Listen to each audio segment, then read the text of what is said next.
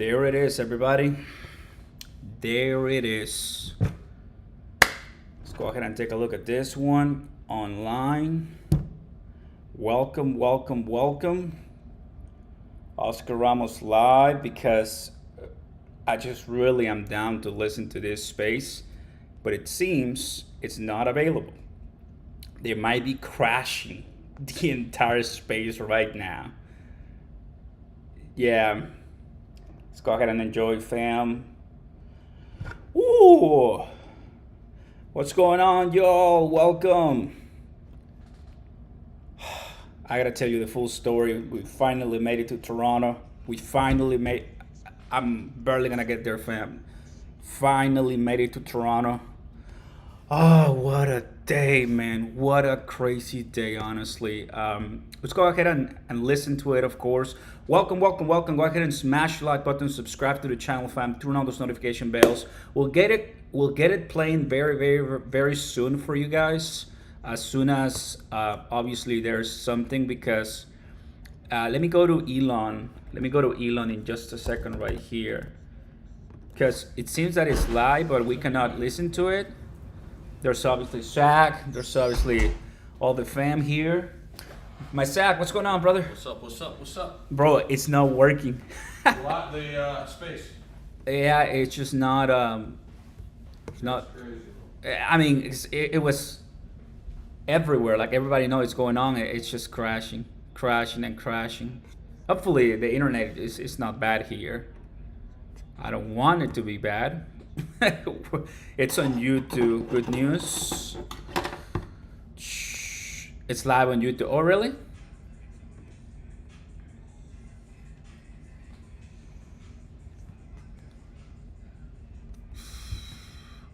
Space is not available. Space is not available. Welcome, fam. Someone hacked it.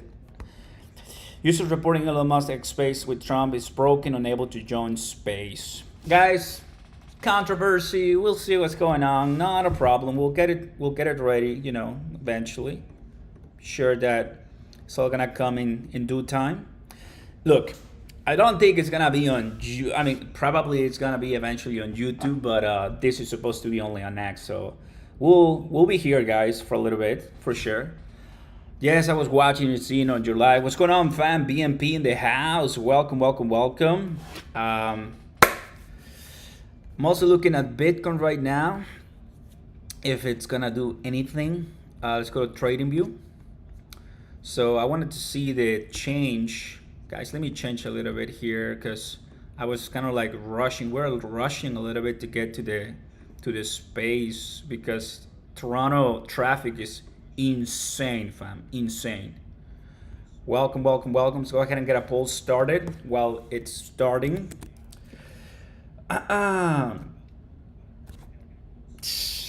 Will Trump pump crypto today? Yes or no? There it is. There it is.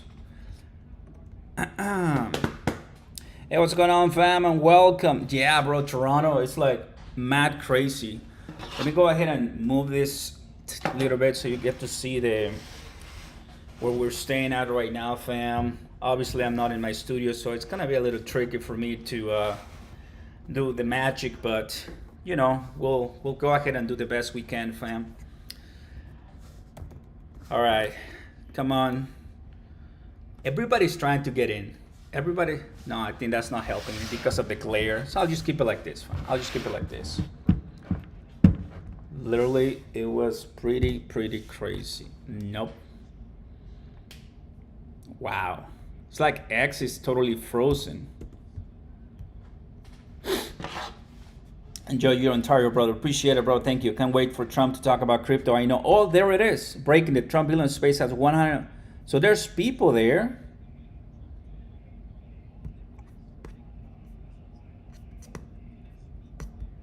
All right. So there's people here. Why can I go in? There might be so many people trying to access.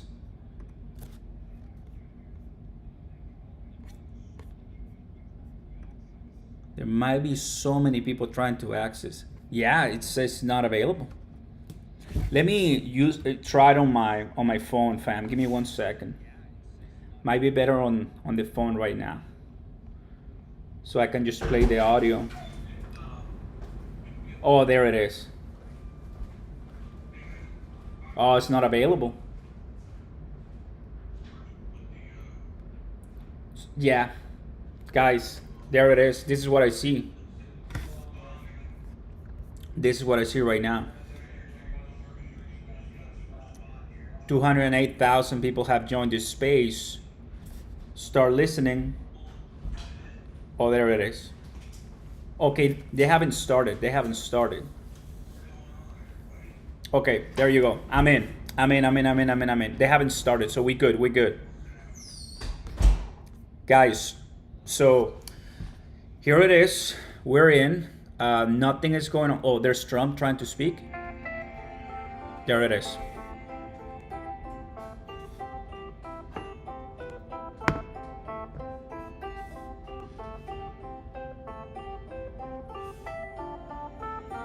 It's like everybody just trying to get inside. It's gonna be big, friend. It's gonna be big. Smashing the like button, guys. Subscribe to the channel. It's gonna be big. They know. 220,000 people.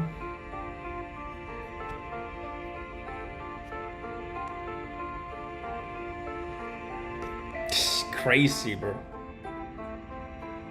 That's when you know we all want to listen from this guy. That's when you know we all want to listen to this. It just... All right, I'm gonna leave it right here for a second, guys. I gotta pee. We literally just got here minutes ago, but I was rushing to be here, so.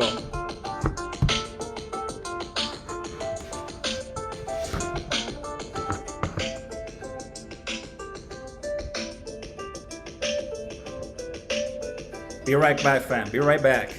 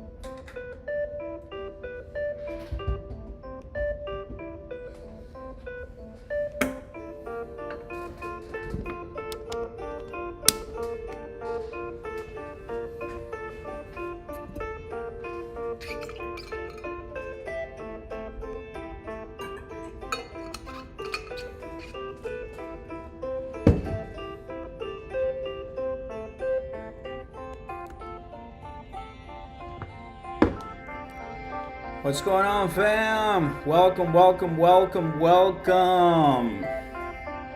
Oscar here, everybody. What a crazy day we have in front of us. Let's refresh. See if we can now join here on the computer. Nope, details not available. But we're still here. You gonna go eat, guys? Nice. Enjoy, bro. Enjoy. You wanna say something to the fam? We're gonna find something to eat. Oh, you guys doing the space? Yeah, bro. Are you live too? I'm live, but we're waiting. Oh, waiting on the space. Yeah, I mean they're barely gonna. Boom! There's the fam right there. So, What's up, guys? yeah, just chilling. Let's go. Yeah, guys, I'll be eating later. All right, brother. Keep it up, fam.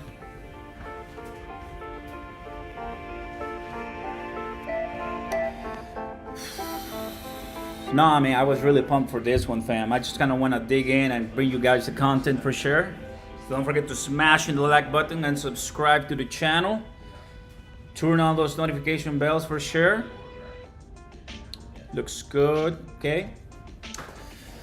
Always deliver content, value to you guys. That's what I care. And we're about to witness something pretty cool. Don't forget to shout out.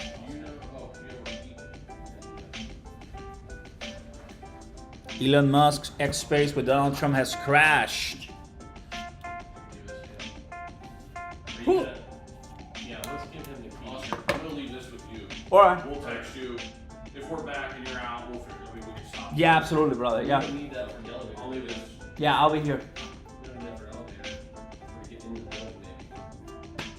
Yeah, I don't know. Take it. What if he goes out and he comes back before us? Sorry, you're gonna let us in. Yeah. I'll leave it here. Enjoy, fam.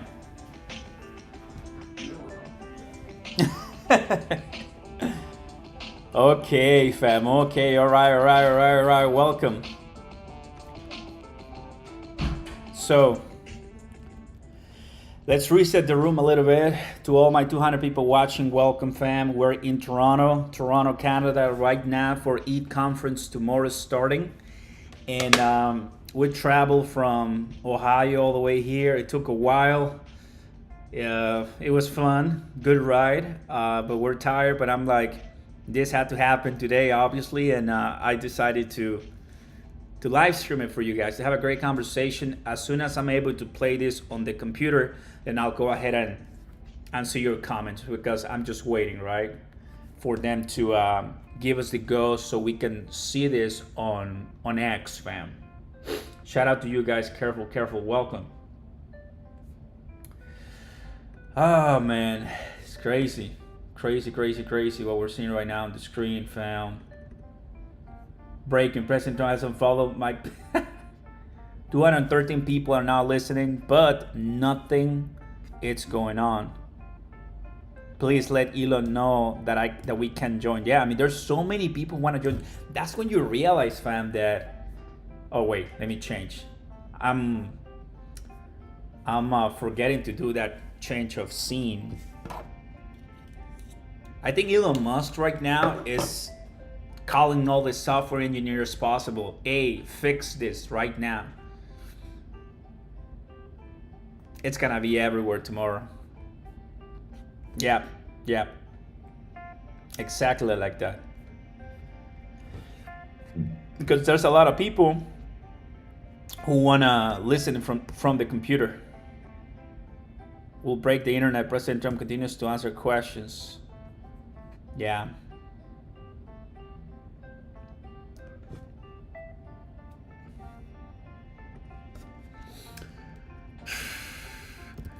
Let's go.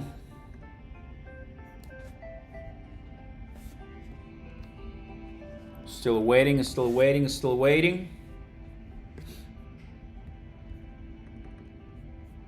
There's Elon. There's the okay, take a look at this. Breaking news, fam. There appears to be a massive DDoS attack on X, working on shutting it down. Worst case, we'll proceed with a smaller number of live listeners and post the conversation later. Wow. They're attacking X. They are attacking X right now. Crazy stuff, guys. Crazy stuff. X put a cap on people who could enter. They're gonna break the internet for sure.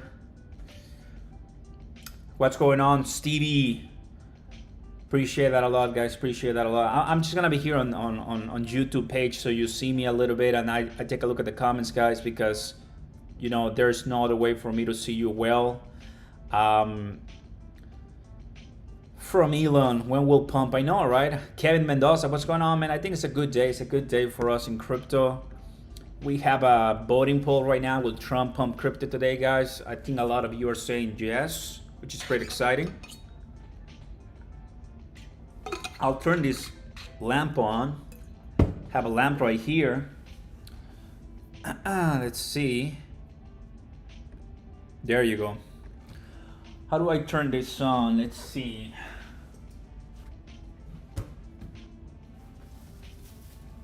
Oh, there it is. Yay! We have technology. You all welcome, welcome. I feel so good right now. I feel so happy to finally have made it to Toronto. First time in Canada, guys. First time here in Canada. Pretty cool change from the US. There's a pool right there. It's nice. Man, there's a lot of people living in this city. I gotta tell you, it's a lot of people.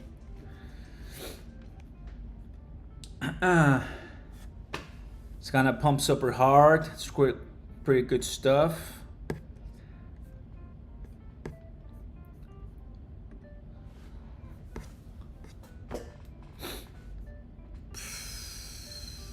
So there's now 194,000 people on inside that space.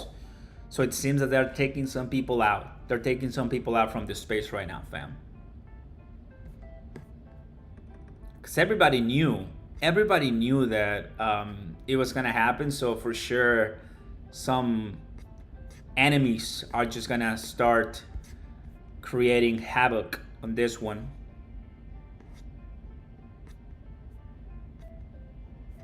Plus today, Trump started posting like crazy.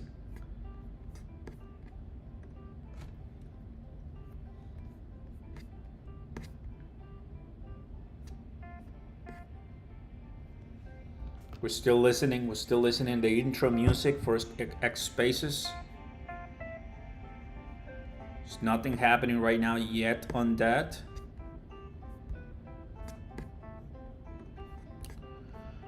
Whew. Let's go ahead and take a look at CoinMarketCap for just a second right here. Take a look at what's going on in the space. So far in the last 1 hour, you know, a few things are pumping, but everything is just kind of like chill, consolidated.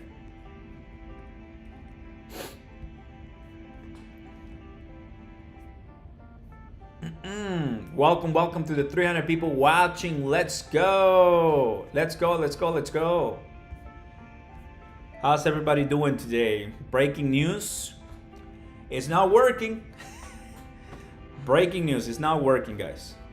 Guys, don't forget to smash the like button for more live updates like this with all kinds of crypto news and important info that is going to affect everything, guys. It's going to affect everything for sure. Who wins the election? Like we have talked, we have, you know, have conversation as far as what's going to happen, you know, at the end of the day. And we know that here in the US, whoever wins is going to make a big change for our industry, for crypto.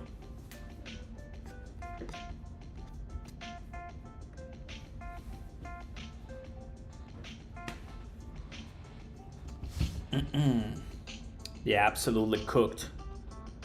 Absolutely cooked.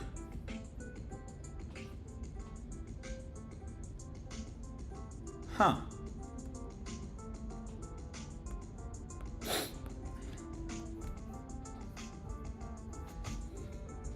Wow. It's crazy, you know? Not working at all.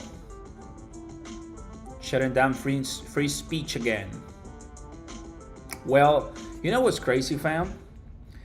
What's crazy, guys, is that there was the UK basically sent a letter to Elon saying, "Do not let Trump speak." Isn't that insane, guys? I mean, wow. Like, just do Elon, UK, or European Union.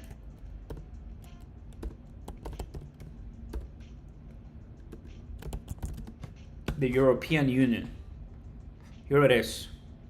Just in, the European Union sends a letter to Elon Musk demanding him to censor Donald Trump during their upcoming interview. What?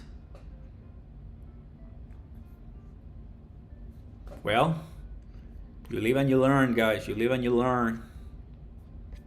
Just people who don't want to know the truth. They don't want to let that truth go to the public.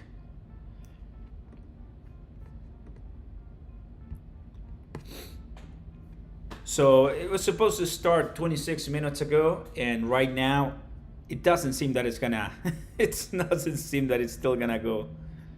We tested the system with 8 million concurrent listeners earlier today.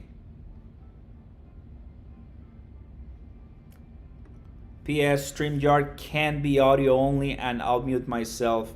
Just get the show going.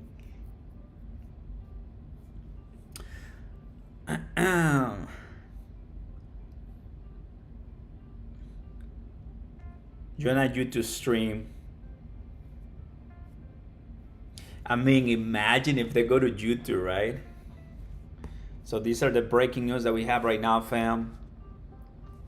People are still getting in on the mobile version. 205,000 people.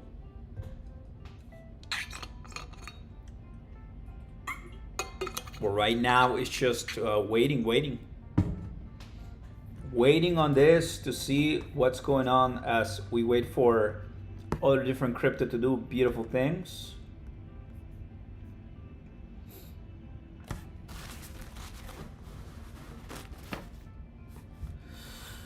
Okay, guys, I'm starting to see more people come in. So good news. More people are coming in. More people are coming in, guys, which is good.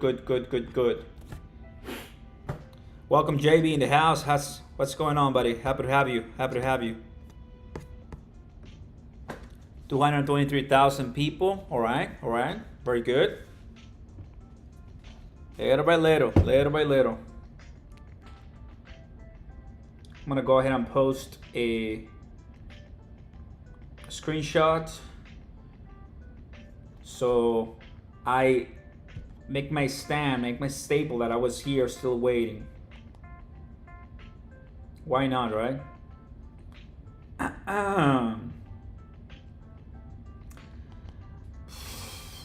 Let speech ready.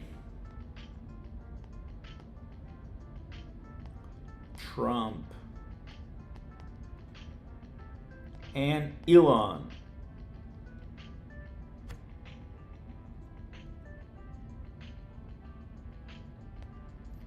Bitcoin.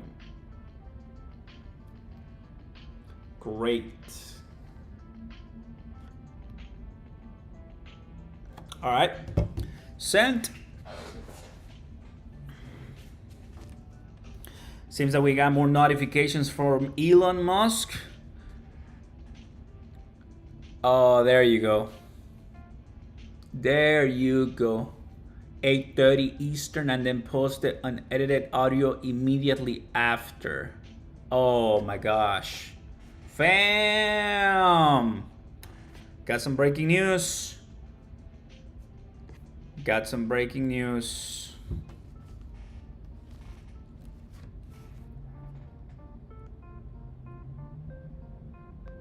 Now, people are telling me that it's on YouTube. Let me go ahead and check that out, right? Because I know people are waiting for this to be on Twitter. Elon Musk, which there's gonna be a lot of people right now. Yeah. Yep. Yeah, it's not on YouTube, of course. I mean, I knew it was not on YouTube, but I'm just kind of like testing and trying to see what's going on. Benny Johnson. Yep. Fam, it's not on YouTube, right? As expected, but we're still here. Now let's go back to X. See what's popping here.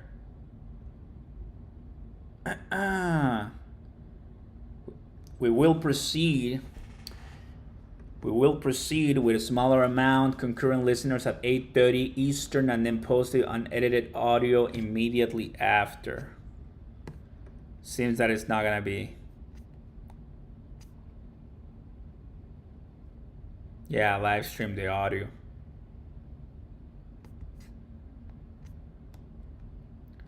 I don't see the space anymore. Let's see.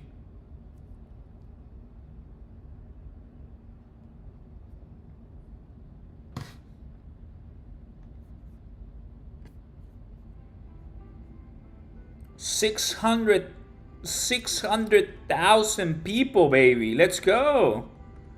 600,000 people now. Oh, that's a lot of people, fam. That's a lot of people right here. Almost 1 million. I love it. I love it. Welcome, welcome, welcome. So there it is, guys.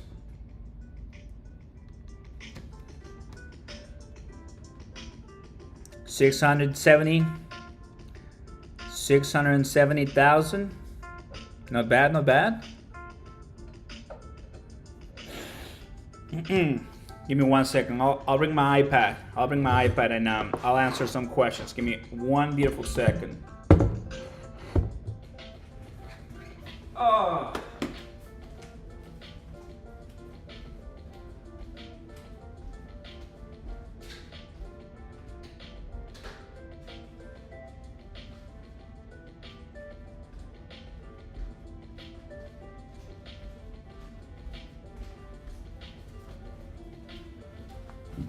All right, I'm back. Let me get settled in, fam. Telling you, it's been crazy of a day. Crazy of a day.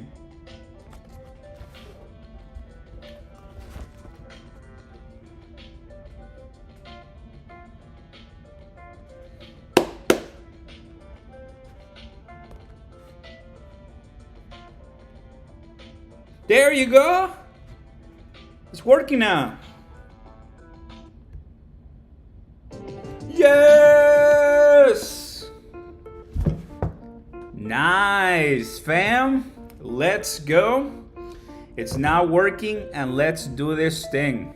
Finally. Woo. Thank you.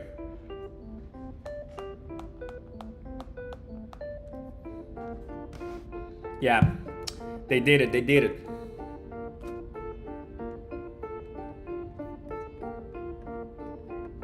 They did it.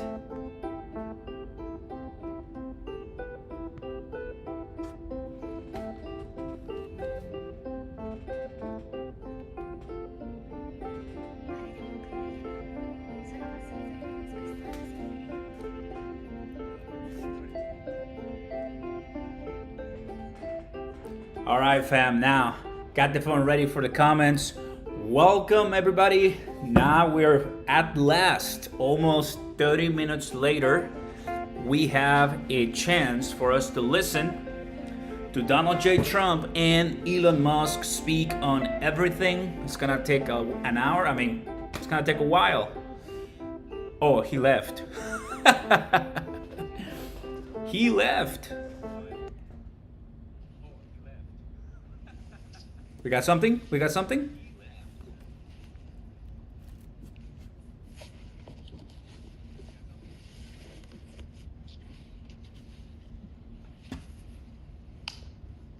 Somebody's about to speak.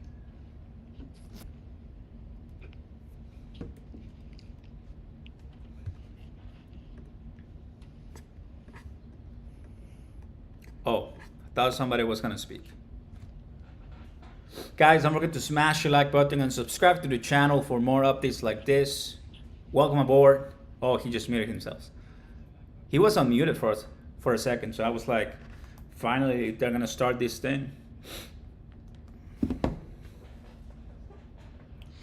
Elon Musk And Trump gonna speak on crypto, and this is gonna create a pump and ain't believing if, guys. Welcome to the 300 people watching. We have a poll right now coming in.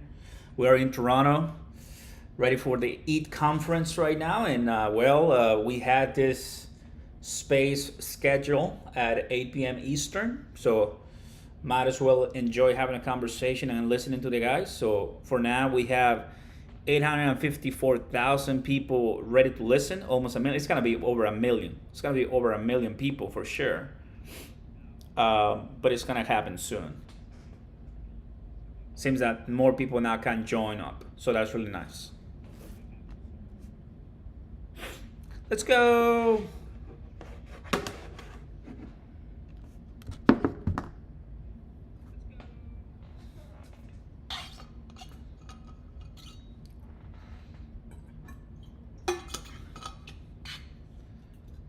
John 316 in the house. What's going on, man? Happy to hear you. Happy to see you. Great to see great friends and fam here. Ready to join and just see what they're going to speak, which obviously I'm pretty positive there's going to be some mentions about Bitcoin. There have to be some mentions about Bitcoin. Come on. Let's take a look at the candle, 30-minute candle, or even the 5-minute. We may be able to see some shocking, spikes here and there. Why not? And if that's the case, then we made it. We made it. Nice. Let's go ahead and move my camera just a tiny bit here. We might have some more speakers, so you know and you see better the price as we change that beauty. There's now 900,000 people, guys. Decent. Why not stream it, right? So cool. Thank you, appreciate it, buddy. Nice. Shiba to the Mars. Where's the Shiba Inu army watching? Guys, go ahead and post in the chat Shiba Inu or XRP or Cronos or whichever token you guys are here for. Or you just want to listen, the guy, Trump and Musk. That's always good too. Hello, Oscar. Glad to make it to your live. I appreciate it, Joshua. Thank you so much. We're definitely pretty tired. Let me tell you, there it is. Elon is back. Elon is back.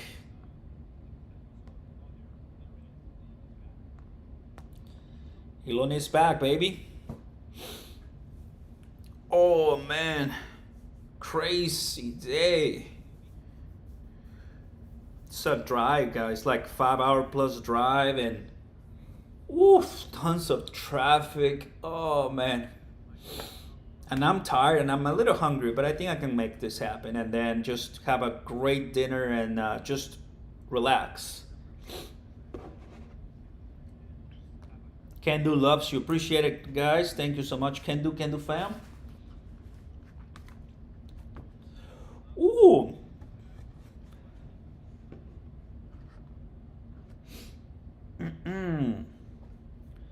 Still, we're waiting. We're gonna have well over a million people. Drake forever. There you go. Perfect. Got internet right here, which is good. We're getting more and more and more. I love it.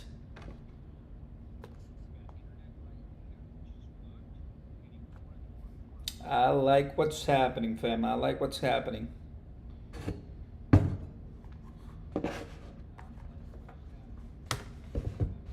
All right, now I have my setup ready. Feel good now. Feel much better. Now, I might be able to get one of those chairs. Those are more comfy. Let's go ahead and get those chairs. Woo!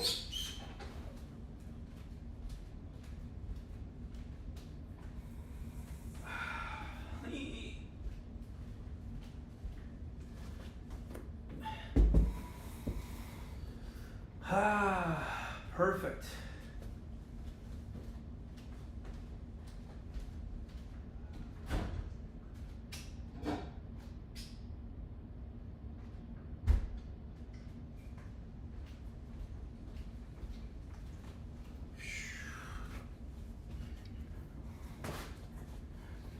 All right.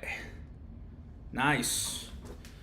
Okay, I'm much better now. Oh, yes, Lord. Thank you. Oh, bro. I love the grind, fam. I just love the grind. Bringing you content and just having tons of fun with you and learning and experiencing some pretty good events, right, about crypto. Okay, turbo to the moon. Absolutely. Oscar, I'm a new subscriber. I have a question. Bring it. Any options on layer 3 token? Any opinion? Not really. Imagine having a million people. Oh, All right, hello everyone. there it is. My apologies for the late start. We unfortunately had a massive distributed denial of service attack against our Breaking, servers, breaking.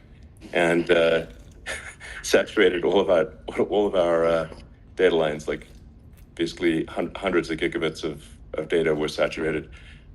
We think we've overcome most of that, and so it's now time to proceed. But as this massive attack illustrates, there's a lot of opposition to people just hearing what President Trump has to say, and but I'm honored to have this conversation. I want to emphasize it's a conversation, and it's really intended to just get a feel for what Donald Trump is just like in a conversation.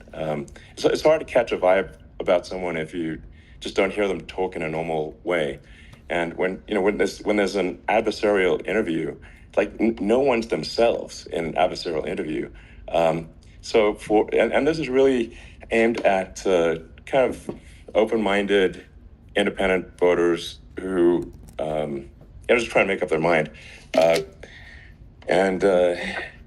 So you can understand like what is what is it just like to have a conversation? So honored to Donald, great to speak. We had a great conversation yesterday. As you mentioned yesterday, if we could just record that conversation and post it, it would have been excellent. And I hope we can have something like that today. Well, I think we will. I'm pretty sure we will. And congratulations, because I see you broke every record in the book with so many millions of people, and it's an honor. We view that as an honor. And then you do want silencing of certain voices. Usually those are voices that have something to say that are constructive, oftentimes constructive. And so we have to consider it an honor. But congratulations on breaking every record in the book tonight. That's great. Well, thank you. Maybe we could start off with, the assassination attempt, which was an incredible thing. And I have to say that, your actions after that assassination attempt were inspiring. You, instead of shying away from things, instead of ducking down, you were pumping your fist in the air and saying, fight, fight, fight. And I think that's, the president of the United States represents America, and I think that is America. That is strength under fire, and so that's a big part of the reason why I was excited to endorse you as the president of the United States for having another term here. Is that was just incredibly inspiring. But what was it like for you? Not pleasant. I have to be honest. I said there was blood. I had more blood. I didn't know I had that much blood. The doctors later told me that the ear is a place that is a very bloody place if you're going to get hit. But in this case, it was probably the best alternative you could even think about, because it went at the right angle, and it was a hard hit. It was very. I guess you would say surreal, but it wasn't surreal. I was telling somebody you have instances like this, or like a lot less than this, where you feel it's a surreal situation. And I never felt that way. I knew immediately that it was a bullet. I knew immediately that it was at the ear. Yeah. And because it hit very hard, but hit the ear. And I also heard people shout, bullets, bullets, get down, because I moved down pretty nicely, pretty quickly, and we had bullets flying right over my head after I went down, so I'm glad I went down.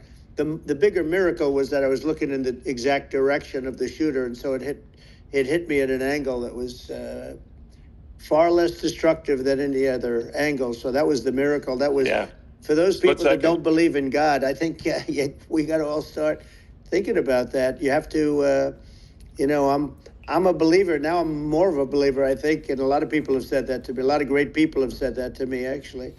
But it was amazing that I happened to be turned just at that perfect angle, and all because I put down a chart on immigration that showed that the numbers were so great.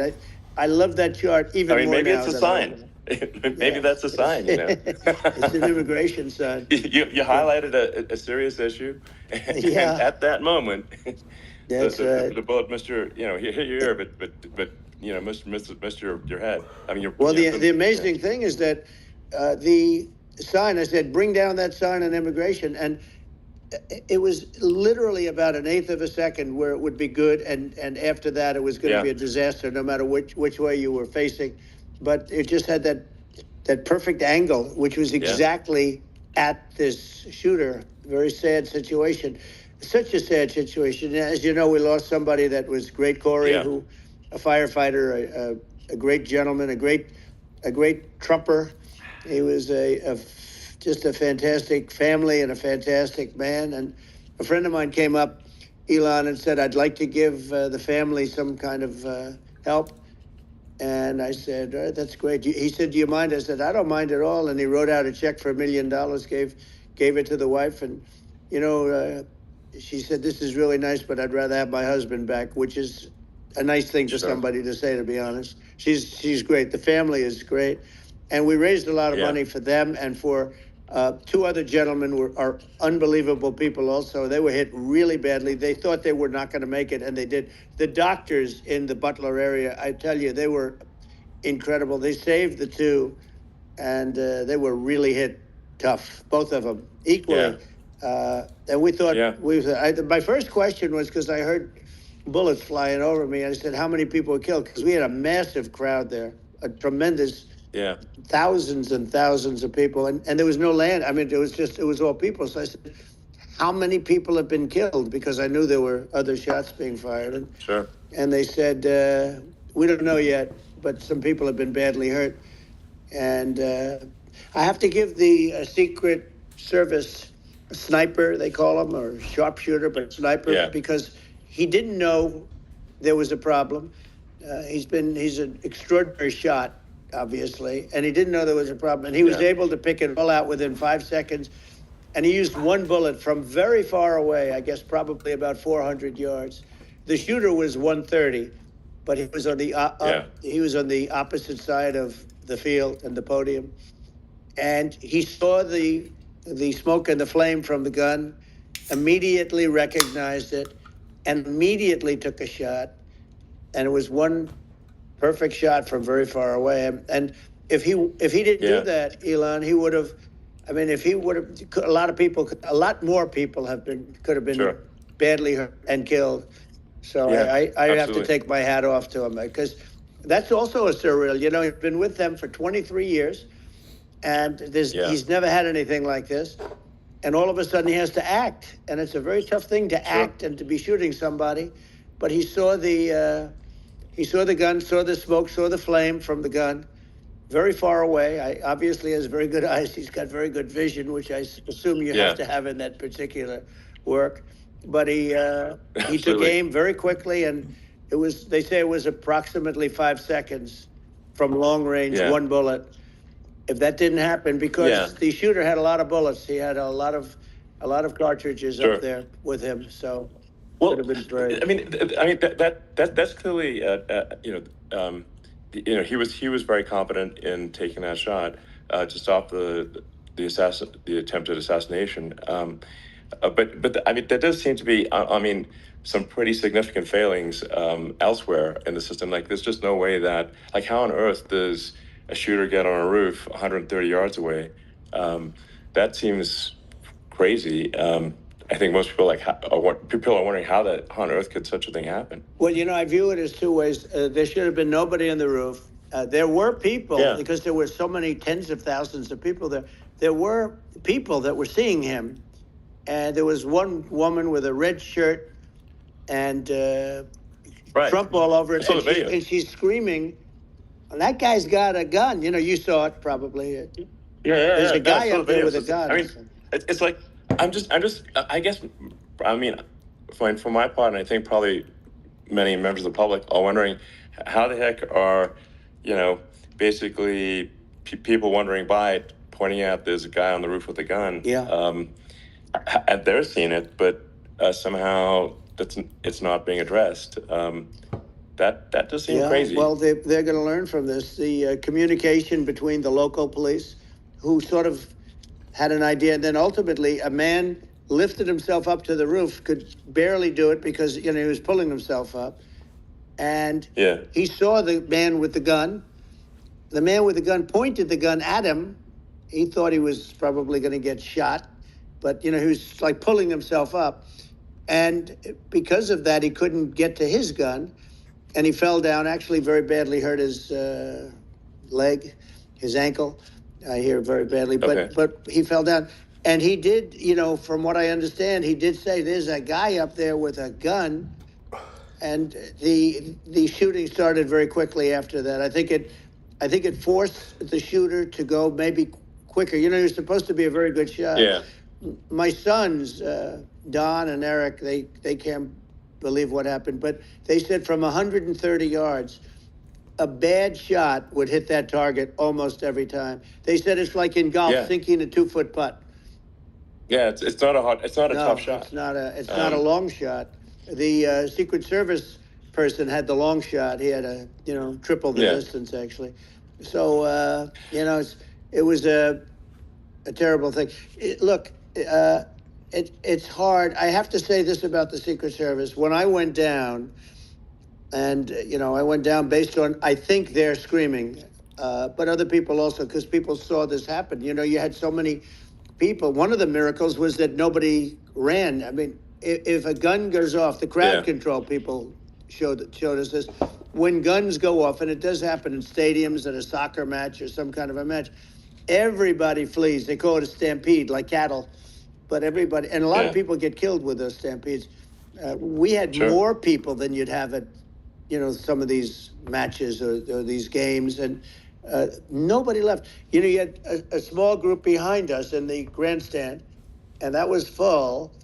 And you look at it as it was taking place, and normally they'd be running. They didn't leave. They saw that I was hurt. They saw a lot of blood, and they saw that I went down.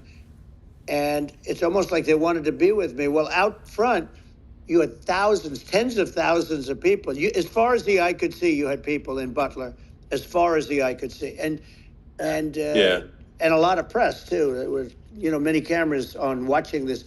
It's what makes it so different, because normally things happen that aren't good, but you never have a picture of it. Here we have all these cameras shooting it. So, sort of amazing. But one of the interesting things was that you didn't have anybody flee. You didn't have anybody stampede. Nobody. And there were some people behind me. They stood up and they're looking like, I'll tell you, you want to have them in a foxhole with you. I want to meet some of those people because it's so different from what you heard. But so I was down. But the Secret Service guys, there were bullets flying right over my head. You could hear them go whizzing, and these guys came jumping on top of me, and a young lady, Kate. They moved so fast, and let me tell you, that took tremendous courage. Now, there was a lack of coordination. There was, obviously everybody understands that that building should have been covered. And I think that, looking at the aerial views, that building would be like the number one spot for a sniper. I mean, it's like if you were to pick, like, what is the favorite, so if the goal is to assassinate, what's your favorite spot? That building. You're right. That building would be number one. That would have been the spot. It's like you can ask for a better location. It's like number one. That would have been the spot. What people think is when the local policeman, who, by the way, he really, he did what he was supposed to do. He couldn't hold on any longer. And then when he got his head just peeking above, this guy standing there with a gun at his head, and when he fell down, again, hurt his ankle very badly, but he was making the calls But what happened is the firing took place very soon. So what they think is that this guy ran to his site, which he had all planned out with the gun. He ran to the site and he started shooting fast, and maybe that's why he sort of missed. I mean, you know, he got me, but it could have been could have been a much bigger problem. But he totally would have hit if you hadn't turned your head. So, like, you know, there was it was a very near thing. It was a miracle. If I hadn't turned my head, I would not be talking to you right now. As much as I like you, exactly, I would not. I would not be talking to you. Maybe talking to me from another realm, perhaps. Yeah, that's right. We'd be talking from a different place. But it was a very terrible experience. The Butler Hospital, they did such a great job. The doctors were so good. Everybody was so good. There was a mistake. If somebody knew, because people were hearing that, you know, there was just a bad feeling that somebody was around. You know that story now. It's been And if somebody could have said, because they've oftentimes said, you know, like there'd be a lightning storm or something. Because I've done, I think, over 300. I think I did a lot more than that, but we did a lot. And oftentimes they'll say, "Sir, could you wait 10 minutes, please? Sir, could you wait 20 minutes? There's a storm overhead or lightning or something," right? And that happens often. And this would have been a perfect time for that to have happened, but it didn't. It didn't get coordinated. That was the problem. Well, it was your actions in the heat of fire, and you know, like what I found admirable there was that you can't fake bravery under such circumstances. The courage is instinctual, or it is not. It's not a rehearsed action. And so I just want to say that I think a lot of people admire your courage under fire there. And so thank you very much. I appreciate it. I didn't think of it. I just wanted to get up, and I wanted to stand up. I wanted to let people know. You know, I felt I was good when they were on top of me, covering me, actually, very much covering me, and very bravely. But I wanted to get up. I said, I want to get up. And they wanted, you know, they have everything there. They wanted stretcher. I didn't like the stretcher. And I knew I was hit in the ear, but I knew I wasn't hit anywhere else. They felt I was hit someplace else because it was such a lot of blood. And they were sure that I was hit someplace else. And they were saying, "Sir, you were hit more than the ear." I said, "Nope, I was hit in the ear. I want to get up. Let me get up." And so I got up, and the crowd didn't know what to think. I mean, this was so many people, and you could see they were confused. They didn't know what to think. And I wanted to let them know I was okay. It was very important for me to let them know that. And they went wild. You've seen the after. They didn't go wild when I got up because they didn't know, was I alive? You really couldn't tell. When I stood up before the fist in the air, they didn't know if I was alive. Nobody did. And when I put the fist up, they were just relieved and happy and I'm gonna go ahead and pause just for 1 second, fam. Welcome to everybody. 500 people watching. Let's go. Like and subscribe. Appreciate you guys being here. They just started talking. There's obviously half an hour plus of, you know, DDoS attack, and finally they're starting to talk right now. No crypto talk whatsoever so far. Bitcoin, whatever, Ethereum news, so far nothing. I'm expecting this to be a really long space. So let's continue. Angle. I mean, that's a great one. saved by illegal immigration. You know, the incredible thing, though, when you talk about the odds, you had to be exactly at that angle. But the incredible thing is that the chart, I used it less than 20% of the time. It was just a moment. Yeah. It's always on my left, never my right. And it's always at the end of the speech. So here we have it. It's on the right, not the left. It's at the beginning, not the end. And even the people that put it up, they were unprepared, and they did a great job. They got it up immediately, fortunately. But I looked to the right, and the bullet came whizzing by, hitting my ear. So it was amazing. But when you think of the odds of that, and you know that normally you wouldn't use it. Normally I wouldn't have the thing, and then it would have been a very different story. It's very much. I say an act of God. It's a miracle that it happened, and I'm honored by it. I'm honored by it. Well, what were you about to say about illegal immigration before you were rudely interrupted? Well, I was going to say how good the numbers were. By the way, we're going back to Butler, and we're going to go back in October. We're all set up, and the people are fantastic in Butler. It's a great area. Great. These are incredible people. Like the three that, in the case of Corey, killed, and the other two, the families are. I got to know them a little bit, and the families are great. But we're going back to Butler, and I think I'll probably start by saying, as I was saying, prior to being so horribly interrupted. Yeah. But so rudely interrupted by an assassination attempt. But the chart. Some people have no manners. Elon, the chart was just a chart that, in my last week, we had the best illegal immigration numbers, meaning stopping. It was at the lowest. You've seen the chart. It's become quite a famous chart. Yeah. But that was the lowest point ever recorded. It was a really, I was very proud of those numbers. And then you see what happened with these people, Kamala and Joe. You see what happened. They just let it go. I had remain in Mexico policies. I had all these different policies that was so good. Guys like Tom Holman and Brandon Judd from Border Patrol. These are all people that they've been on television. They says the best numbers we've ever had. We had so many different checks, catch and release in Mexico, not the United. We had catch and release in the United States. We had it in Mexico. We had so many things. We had things where many people come in there, they have contagious diseases. We had everything passed. If you have a contagious disease, I'm sorry, but we cannot allow you into the country. So we were setting literally records, and all I was doing is showing that, and I use it sometimes. Sure. And in this case, I'm glad I used it.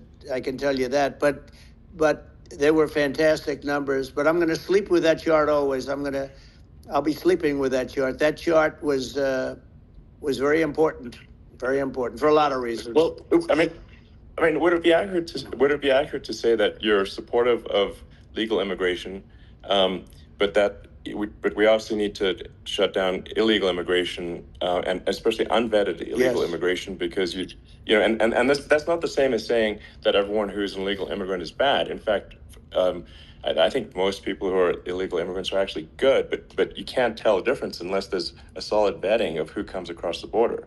Does that accurately represent your position? I say it very simply. They have to come in legally. They have to be checked. Yeah. Because look, Kamala was the border czar. Now she's denying it. Everything that I do, she's saying she was strong on the border. We're going to be strong. Well, So guys, just to keep everybody in check, he started with the assassination attempt. Now we're talking about immigration. 2 topics so far. And there will be no tax on tips. I said that months ago. And by the way, they had just the opposite. They had not only tax on tips, but they hired 88,000 IRS agents, and many of them were assigned to go get waitresses and caddies and all of this on tips. They have a policy. They had a policy that they were really going to go after you, and were really harassing people horribly. And then all of a sudden, for politics, she says, she comes out with what I said, which I think is terrible. And I think it's also hitting them very hard. These people are fake. Now they're also saying they did a good job in the border. We had the worst numbers in the history of the world, not of our country. There's never been a country in history that has had a catastrophe like this. We've had, I believe, and I think you believe this too, you hear 12 million, 13. I believe it's over 20 million people came into our country, many coming from jails, from prisons, from mental institutions, or a bigger version of that is insane asylums. And many are terrorists. And I'll tell you what, they're coming not just from South America, they're coming from Africa, they're coming from all over the world. They're coming from Asia, they're coming from the Middle East, they're coming from countries that are stupidly and horribly bombing Israel October 7th. They're coming from all over the world. And you look at, it's so sad, October 7th, because it should have never happened. Yeah. It's so sad when you look at Ukraine. It should have never happened. We have a defective government. These are defective people, and they're not people that should be running it. But where you see it the best is the border, because you had you have millions of people coming in a month, and then she gets up and she tries to pretend like she's going to do something. She had 3.5 years. And by the way, they have another 5 months that they can do something, but they won't do anything. It's all talk. She's incompetent and he's incompetent. And frankly, I think that she's more incompetent than he is. And that's saying something because he's not too good. Yeah, no, I think it is essential to have a secure border. I mean, you're really not a country unless you have a secure border, and secure elections too. You know, yeah, absolutely secure elections, and so it's just essential to have a real border, or we can't function as a country, and our services, our essential services are being overwhelmed in a lot of cities. But as we were talking about earlier, I think having a legal immigration process that is smooth and efficient and done well, and I'm speaking as someone who is a legal immigrant, I think like one way to think of it is, who do you want on your team? Who do you want on Team America? And I think we want to just say, okay, we want to let in people who are going to, be great contributors to our society and to our economy, and and who do you want on the team? And it's not to say that, like in my opinion, actually, I'd say like probably most of the illegal immigrants actually are actually good, hardworking people. That's my opinion, but some are not, and you just have this sort of adverse selection process where, if somebody's, if somebody's like has a career in theft or robbery, I don't understand what's taken them so long to get here, because we're in such a target-rich environment. I mean, why aren't more people who have a career in, bad things coming here sooner? Because it's a piece of cake to go rob, houses in LA or New York, compared to other parts of the world. And in a lot of places in America, if you try to stop the person who's robbing you, you'll be arrested. Yeah. So it's insane. It's right. I mean, what's happening with crime, and our police are so good, but they're not allowed to do their job. But I have to tell you, Elon, I hate to say it because it's such a downer to say it. I hate to say it. I hate it. But you have a lot of people that just shouldn't be. I think it's a much bigger number than you think. They're allowing, again, they're allowing people from their jails. And if you were running one of these countries where they're coming from, you would have had all of them. As an example, Venezuela, their crime is down 72%. They're taking their drug dealers. They're taking, frankly, their prisoners. They're emptying out their prisons. They're taking their criminals, their murderers, their rapists, and they're delivering them into. But that's what Castro did. Yeah, well, he did on a much smaller scale. Yeah. It was a much smaller scale. But this is a massive scale because this is being done worldwide. But here's what's happening: crime all over the world is down. And wait till you see the numbers that we have. This is migrant crime. This is crime that's going to be. Yeah. And I saw it today in New York where somebody was knifed with raped the girlfriend of a man that stood there watching in New York in one of the shelters, and started pulling out the knives, and bad things happened today. But this is happening every day. These are rough people. These are people that are in jail for murder and all sorts of things. And they're releasing them into our country, and they're telling them, if you come back, we're going to kill you. We're going to give you the death penalty or kill you. So they don't want to come back. But these are rough people. Yeah. These are criminals that make our criminals look like nice people. And it's horrible what they're doing. And she's in charge of it because, now she's trying to say she had nothing to do with it.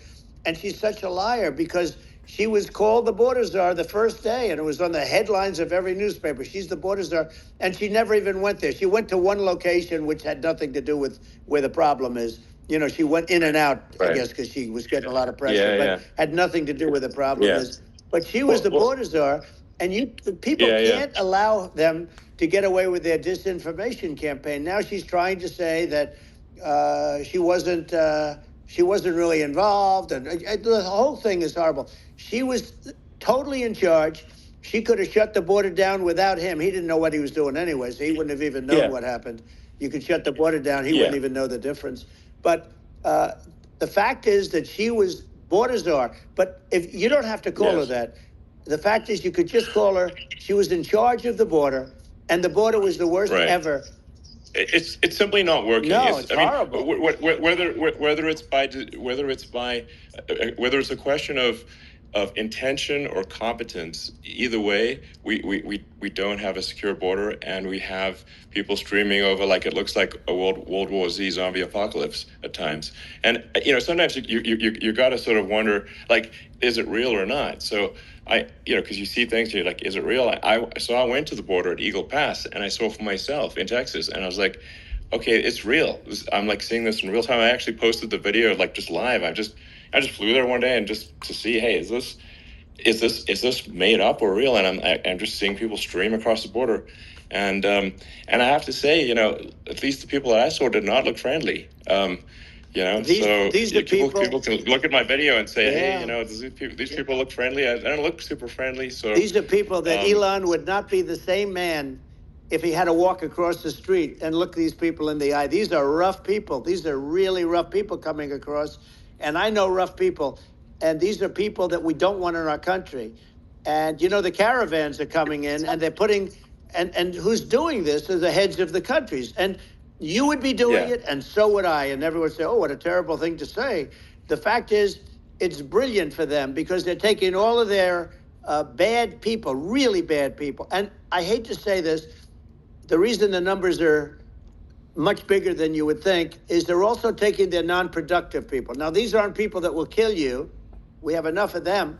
But these are people that are non-productive. They are just not productive. I mean, for whatever reason. They're not workers, or they don't want to work, or whatever. And these countries are getting rid of non-productive people in the caravans in many cases. And they're also getting rid of their murderers and their drug dealers and the people that are really brutal people. And they're coming into our country at levels that have never been seen before. And I saw an ad just before I got on the air. I'm walking over here, and I saw an ad by Kamala saying how she is going to provide border security. Where has she been for 3.5 years? For 3.5 years, Yeah, no. we have 20 million people for it. It's a terrible. Yeah, I think this, frankly, I think this is a fundamental existential issue for the United States. And if we have another 4 more years of open borders, and it's going to be even worse with another 4 more years, it's going to be even worse than it's been for the past 3.5 years. I'm not sure we've got a country. You don't have a country left. Elon, if they get in, you will have 50 to 60 million people from all over the world, not South America only. We think of South America, we think of Honduras and El Salvador, Guatemala, and Mexico, the 4. But it's not that. It's everywhere. They're coming in from everywhere.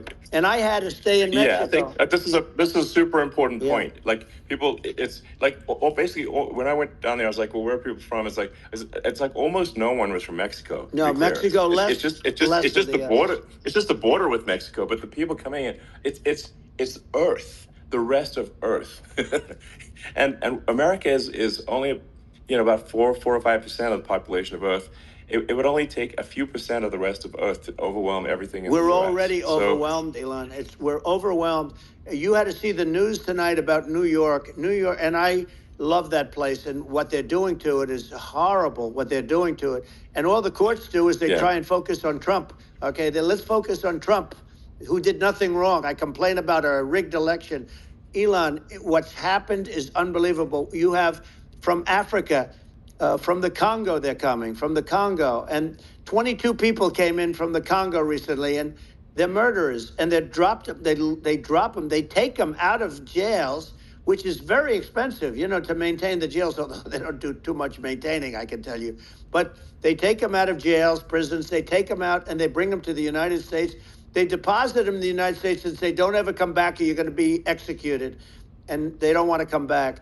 But they won't come back. Sure. But they're coming from Africa. They're coming from Asia. They're coming from the Middle East. They're coming from South America. Well, they're coming from everywhere. Earth, basically. And there are a lot of really bad ones. It's just a... it's just an everywhere on Earth thing, and it's just not possible for the United States to absorb, everyone from Earth, or even a few percent of the rest of Earth. It's just not possible. So, well, Elon, we're going to have just to finish this up. We're going to have the largest deportation in history of this country, and we have no choice. Otherwise, we're going to have a country. What they've done to our country. Think of it, with in Venezuela and in some of these other countries, crime is down 50, 60, 70, 80%. And you would be the same. You would have. Yeah. I'll tell you what. Venezuela has not gotten rid of all of them. They've gotten rid of about 70% of their really bad people. Their jails are about 50% put into the United States. Same with other countries. Sure. Some are at 30%, some are at 50%. They're all different. But the bottom line is they're all going to be at 100%. Why wouldn't you put 100% of it? And they're doing it right now while this third-rate phony candidate. Don't forget, I beat Biden. He failed in the debate miserably. And, some people said, oh, gee, it's too bad. It's too bad he did so badly, or I did well in the debate. The first night they said, wow, one of the people at CNN said that was the greatest debate performance I've ever witnessed. And then 2 days later, they didn't talk about that. They just said he was bad. But that's okay. That's the way I get treated, and I don't mind that at all. What I can tell you is this. We cannot have a Democrat. We cannot have her. She's incompetent. She's as bad as Biden in a different... Look, she hasn't done an interview since this whole scam started. And say what you want. This was a coup. This was a coup of a president of the United States. He didn't want to leave, and they said, we can do it the nice way, or we can do it the hard way. Yeah, they just took him out back behind the shed and basically shot him. What they did with this guy, and I'm no fan of his, and he was a horrible president, the worst president in history. And one of the reasons he was so bad, first of all, the Israeli attack would have never happened. Russia would never have attacked Ukraine, and we'd have no inflation. And we wouldn't have had the Afghanistan mess, if you think of it. And we wouldn't have had Afghanistan. But we think of it. You take a few of those events away, and we have a different world. We would also have inflation was caused by oil. Yeah. No. I think you're making an excellent point here, which is that when other countries can, that are thinking about invading or doing bad things, when they're thinking about that, they're thinking about, okay, what's the American president going to do? And do they fear the American president, or is there someone they do not respect and do not fear? And I think they would rightfully be. I mean, but look at the footage of the assassination. They're like, okay, President Trump is like, don't mess with me. I mean, that's like, but whereas I think people are not going to be, and they obviously have not been at all intimidated by Biden, and they certainly will not be intimidated by Kamala. And you have to really think of that in the context of global security. That if the American president is someone that, like, evil dictators are scared of, that makes a huge difference to the security of the world. So I had a good relationship with Putin, despite the Russia hoax that lasted for over 2 years. Just a hoax created by Hillary Clinton and Adam Schiff, some just bad people, just sick people, frankly. I mean, Schiff is a sick person. He's going to end up probably being a senator. It's hard to believe. The whole thing is hard to believe. But, they put our country in danger with that stuff, too. They actually, when they make up stories, and you have to fight your way out of it for a long time. But I know Putin very well. I got along with him very well. He respected me, and it's just one of those things. And we would talk a lot about Ukraine. It was the apple of his eye. But I said, don't ever do it. Don't ever do it. I shut down Nord Stream 2. That was the big oil pipeline, the biggest pipeline in the world going all over Europe. I shut it down. Biden came, and then they say, I loved Russia. I was a friend of Putin, and I loved Russia. No, he actually said to me one time, he said, if you're my friend, I'd hate to see you as an enemy. I shut down his pipeline, the biggest pipeline. They were looking at that to fund, and this pathetic president gets in there. And the first thing he did, one of the early things he did, is he shut down Keystone XL pipeline, which is our pipeline that would have employed 48,000 people, pipeline workers, shuts it down. That was, a massive job that Obama refused to allow. I allowed it in my first week. because it was jobs and it moved oil. And by the way, in a much more environmentally friendly way. It's underground. It's not a truck that catches on fire or a train that catches on fire. But think of it. He shut down the XL pipeline, the Keystone XL pipeline. Yeah. He shuts that down and he approves the Russian pipeline. Yeah, it doesn't make any Right? sense. It's inconsistent. Certainly, but I mean, I think it's just worth emphasizing, to listeners the immense importance of whether the United States president is intimidating or not intimidating, and how much that matters to global security, because there's some real tough characters out there, and if they don't think the American president is tough, they will do what they want to do. I know every one of and them. that puts it puts the Yeah. whole world in danger. Elon, I know every one It's of a them, big and I deal. know them well. I know Putin, Yeah. I know President Xi, I know Kim Jong-un of North Korea. I know every one of them. And let me tell you, people will say, oh, this is terrible. He said, I'm not saying anything good or bad. They're at the top of their game. They're tough, they're smart, they're vicious, and they're going to protect their country, whether they love their country. They probably do. It's just a different form of love, but they're going to protect their country. But these are tough people at the top of their game. And when they see a Kamala or when they see Biden, Sleepy Joe, they can't even believe it. They can't believe this happened. All the stuff that you're seeing now, all the horror that you look at Israel, they're all waiting for an attack from Iran. Iran would not be attacking, believe me. When I was there, and I say it with respect, because I think we would have been good with Iran. I don't want to do anything bad to Iran, but they knew not to mess around. Iran was broke because I told China, if you buy from Iran oil, it's all about the oil. That's where the money is. But if you buy oil from Iran, you're not going to do any business with the United States. And I meant it. And they said, we'll pass. Yeah. They didn't buy oil. Other countries, likewise. Sure. You want to buy, you're not doing business with the United States. And they were at a point where they had no money for Hamas. They had no money for Hezbollah. They had no money for any of these instruments of terror. And it was amazing. In fact, there were articles when I was leaving, which is hard to believe, actually, especially when you look at what's happened to our country. Our country is so bad right now. It's such a different place. We were respected. Think of it. 4 years ago, we were so respected to a point where when I said don't buy oil, they didn't buy oil. But they had no money, and Israel would have never been attacked. It is zero chance. And again, I said to Vladimir Putin, I said, don't do it. You can't do it, Vladimir. You do it, it's going to be a bad day. You cannot do it. And I told him things that what I do, and he said, no way. And I said, way.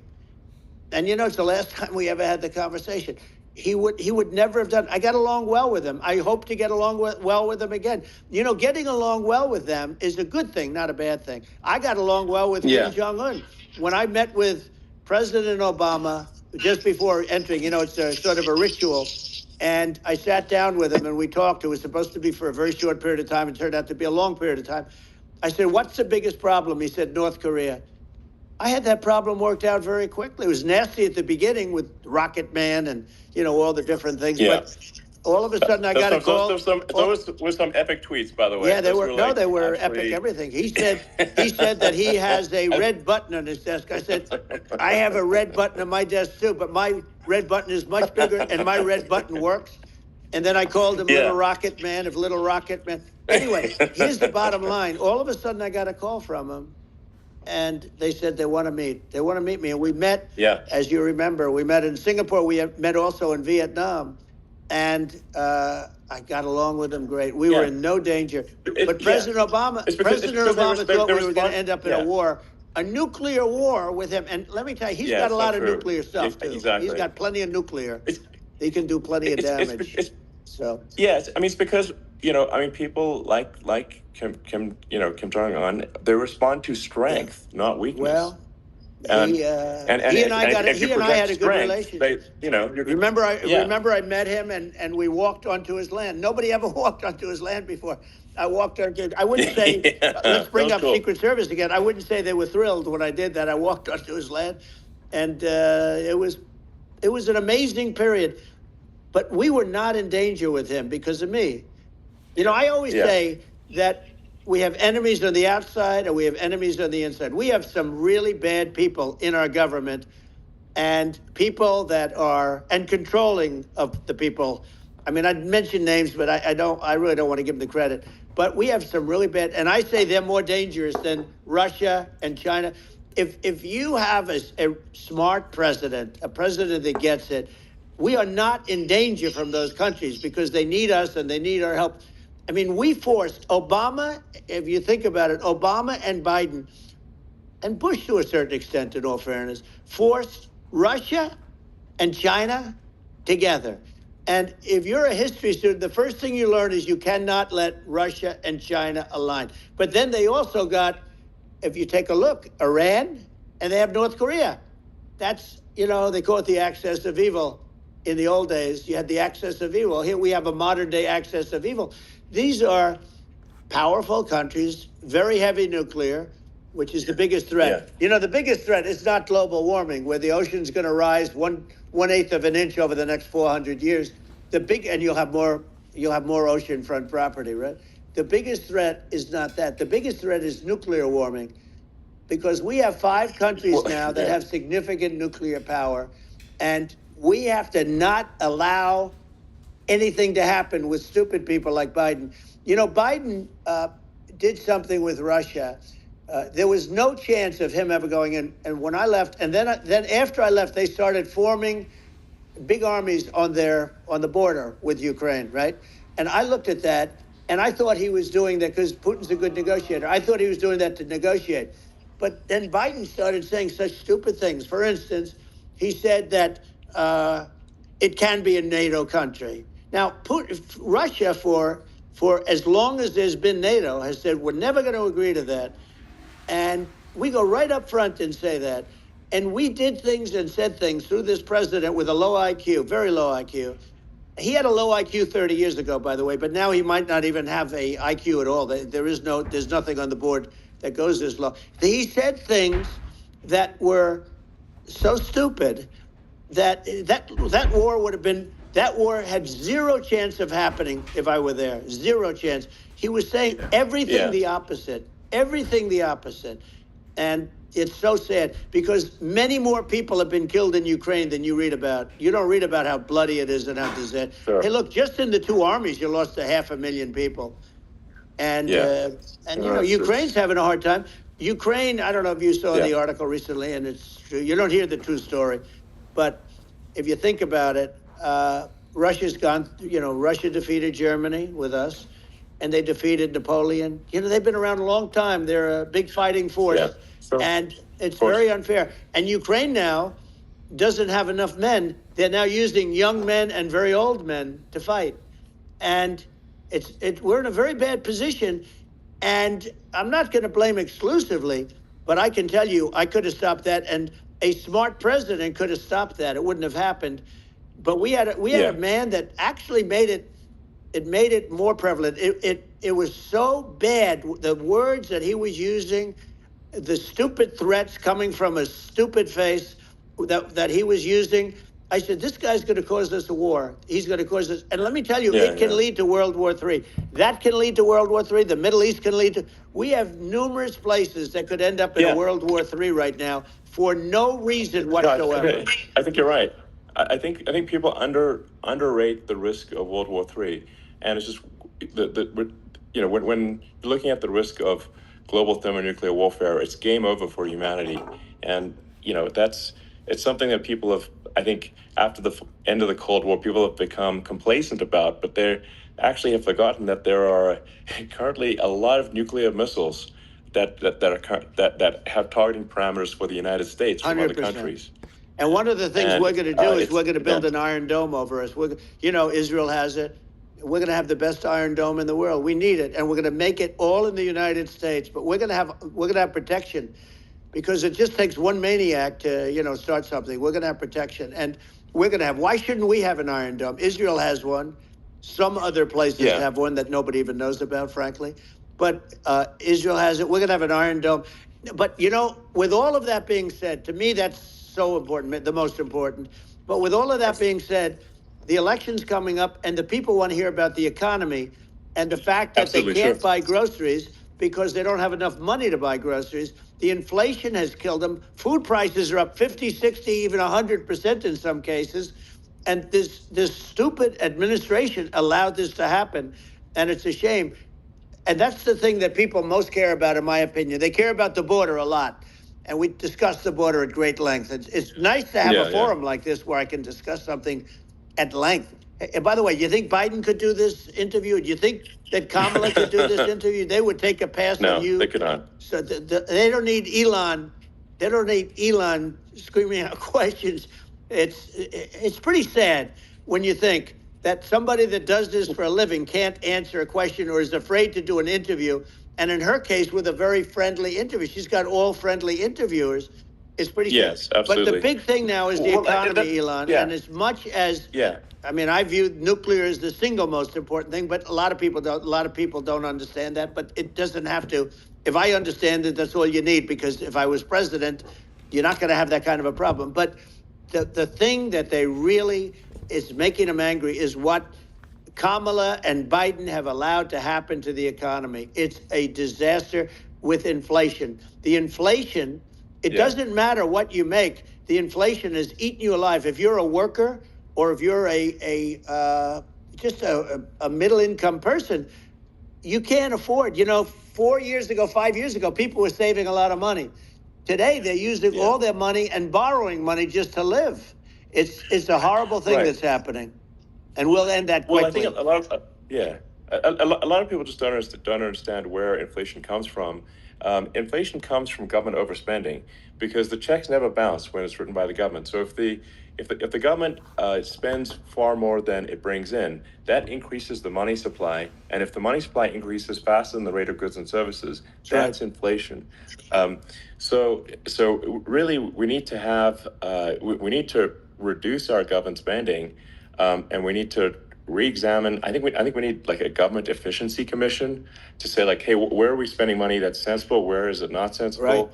And we need to live within our means. We're currently adding, I think, $1 trillion to the deficit roughly every 100 days. That's right. And the interest payments on the national debt have now exceeded the defense budget.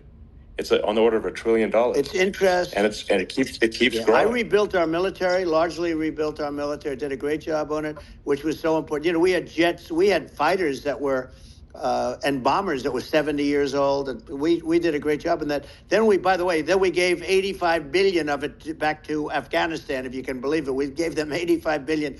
They're one of the largest sellers of military equipment in the world. They're selling what we gave them. That was one of the most embarrassing days in the history of our country. But if you think about, let's go back to the economy. We have to bring energy prices down. Energy started at the price of gasoline. Now your cars don't require too much gasoline, so you have a good, and you do make a great product. I have to say, I have to be honest with you. That doesn't mean everybody should have an electric car, but these are minor details. But your product is incredible. But the gasoline, Elon, is the cost of energy. Not only gasoline, it's the cost of heating your house and cooling your house. That has to come down. It's gone up 100%, 150, and 200%, and that has to come down. When that comes down, and we're going to drill, baby, drill. They stopped drilling, and then they went back to drilling because they went back to the Trump policy. But if they won the day after they get into office, this country will go out of business because they're going to go to an energy policy that's not sustainable. Wind and different things. You're not going to have anything. And I know you're a big fan of the AI. And I have to say that AI, and this is shocking to me, but AI requires twice the energy that the country already produces for everything. So we're going to have to build a lot of energy if our country will be competitive with China, because that's our primary competitor for this on the AI. You're going to need a lot of electricity. You're going to need tremendous electricity, like almost double what we produce now for the whole country, if you can believe it. Sure. Well, just going, back to this, like this basic thing, which that people try to make it sound complicated, but it's not. But inflation is caused by government overspending. Would you agree that we need to take a look at government spending and have perhaps a government efficiency commission that just tries to make the spending sensible, and so the country lives within its means, just like a person The does. waste is incredible, and nobody negotiates prices. You used to have a lot of people making jets, and you end up with two companies, and they'll probably try and merge at some point. I mean, I went through it, like Air Force, just a thing like Air Force One. One of the first documents they asked me to sign, a general said, "Sir, would you please sign this document?" And what is it? Air Force One. That's with Boeing, which is basically two planes, two 747s. And the price was $5.7 billion for two planes. Now, Wow. now they're highly sophisticated. That's insane. They're even nicer than your plane, okay? But much more sophisticated. They're very, I won't say what's on it, but they got a lot of stuff on it. Anyway, but it's 5.7. That's a crazy it's number. a crazy number, but I said, I'm not going to pay 5.7. I'm not going to do it. I said, who made the deal? Obama and his people. I said, well, then I know the deal's no good. I'm not going to do it. And over a course of about 4 weeks, by my saying I'm not going to do it, I got the price reduced by $1.6 billion for the exact same plane, other than we had a nicer paint job, if you want to know the truth. But for the exact same plane, I saved one. And I said to Boeing, man, you guys must make a lot of money if you can reduce the price by that. But now what I do hear is that they're going back to the Biden administration and wanting big cost overruns, because they see these dopey suckers in there, and they'll end up getting some of the money back. But I shaved it by $1.6 billion for the exact same plane. And you can now take that and multiply that out times thousands of other items. Multiply it by a the zillion, numbers are and astronomical. I agree with you. Well, I mean, I think it would be great to just have a government efficiency commission that takes a look at these things and just ensures that the taxpayer money, the taxpayers' hard-earned money, is spent in a good way. And I'd be happy to help out on such a commission. I'd love it if it were formed. Well, you're the greatest cutter. I mean, I look at what you do. You walk in and you just say, you want to quit? They go on strike. I won't mention the name of the company, but they go on strike, and you say, that's okay, you're all gone. You're all gone. So every one of you is gone, and you are the greatest. You would be very good. Oh, you would love it. But, if you look at Argentina. Well, I'd be happy to help by the way, out. congratulations. I just looked at the number of people that are listening to you and I chat. We'll call it a chat. But congratulations. This is very good. I mean, it's great. And you're an interesting character. The new head of a place called Argentina, and he's a big, he's great. And he's a big MAGA fan, that. He ran on MAGA. And he took it to an extreme, too. He ran on MAGA, and I hear he's doing really a terrific job. It's called Make Argentina Great Again. It worked out perfectly. He came in, he bought a lot of hats, he brought everything. But he's doing a big job. He really cut. And I'm hearing they're starting to do pretty well. Inflation's getting down. They had like 2,000%. Exactly. They had inflation like not normal inflation. They had the real deal. But we're going to have that pretty soon. I think we have the worst inflation we've had in 100 years. They say it's 48 years. I don't believe it. I think we have the worst. They don't include a lot of the items that should be included, Yeah.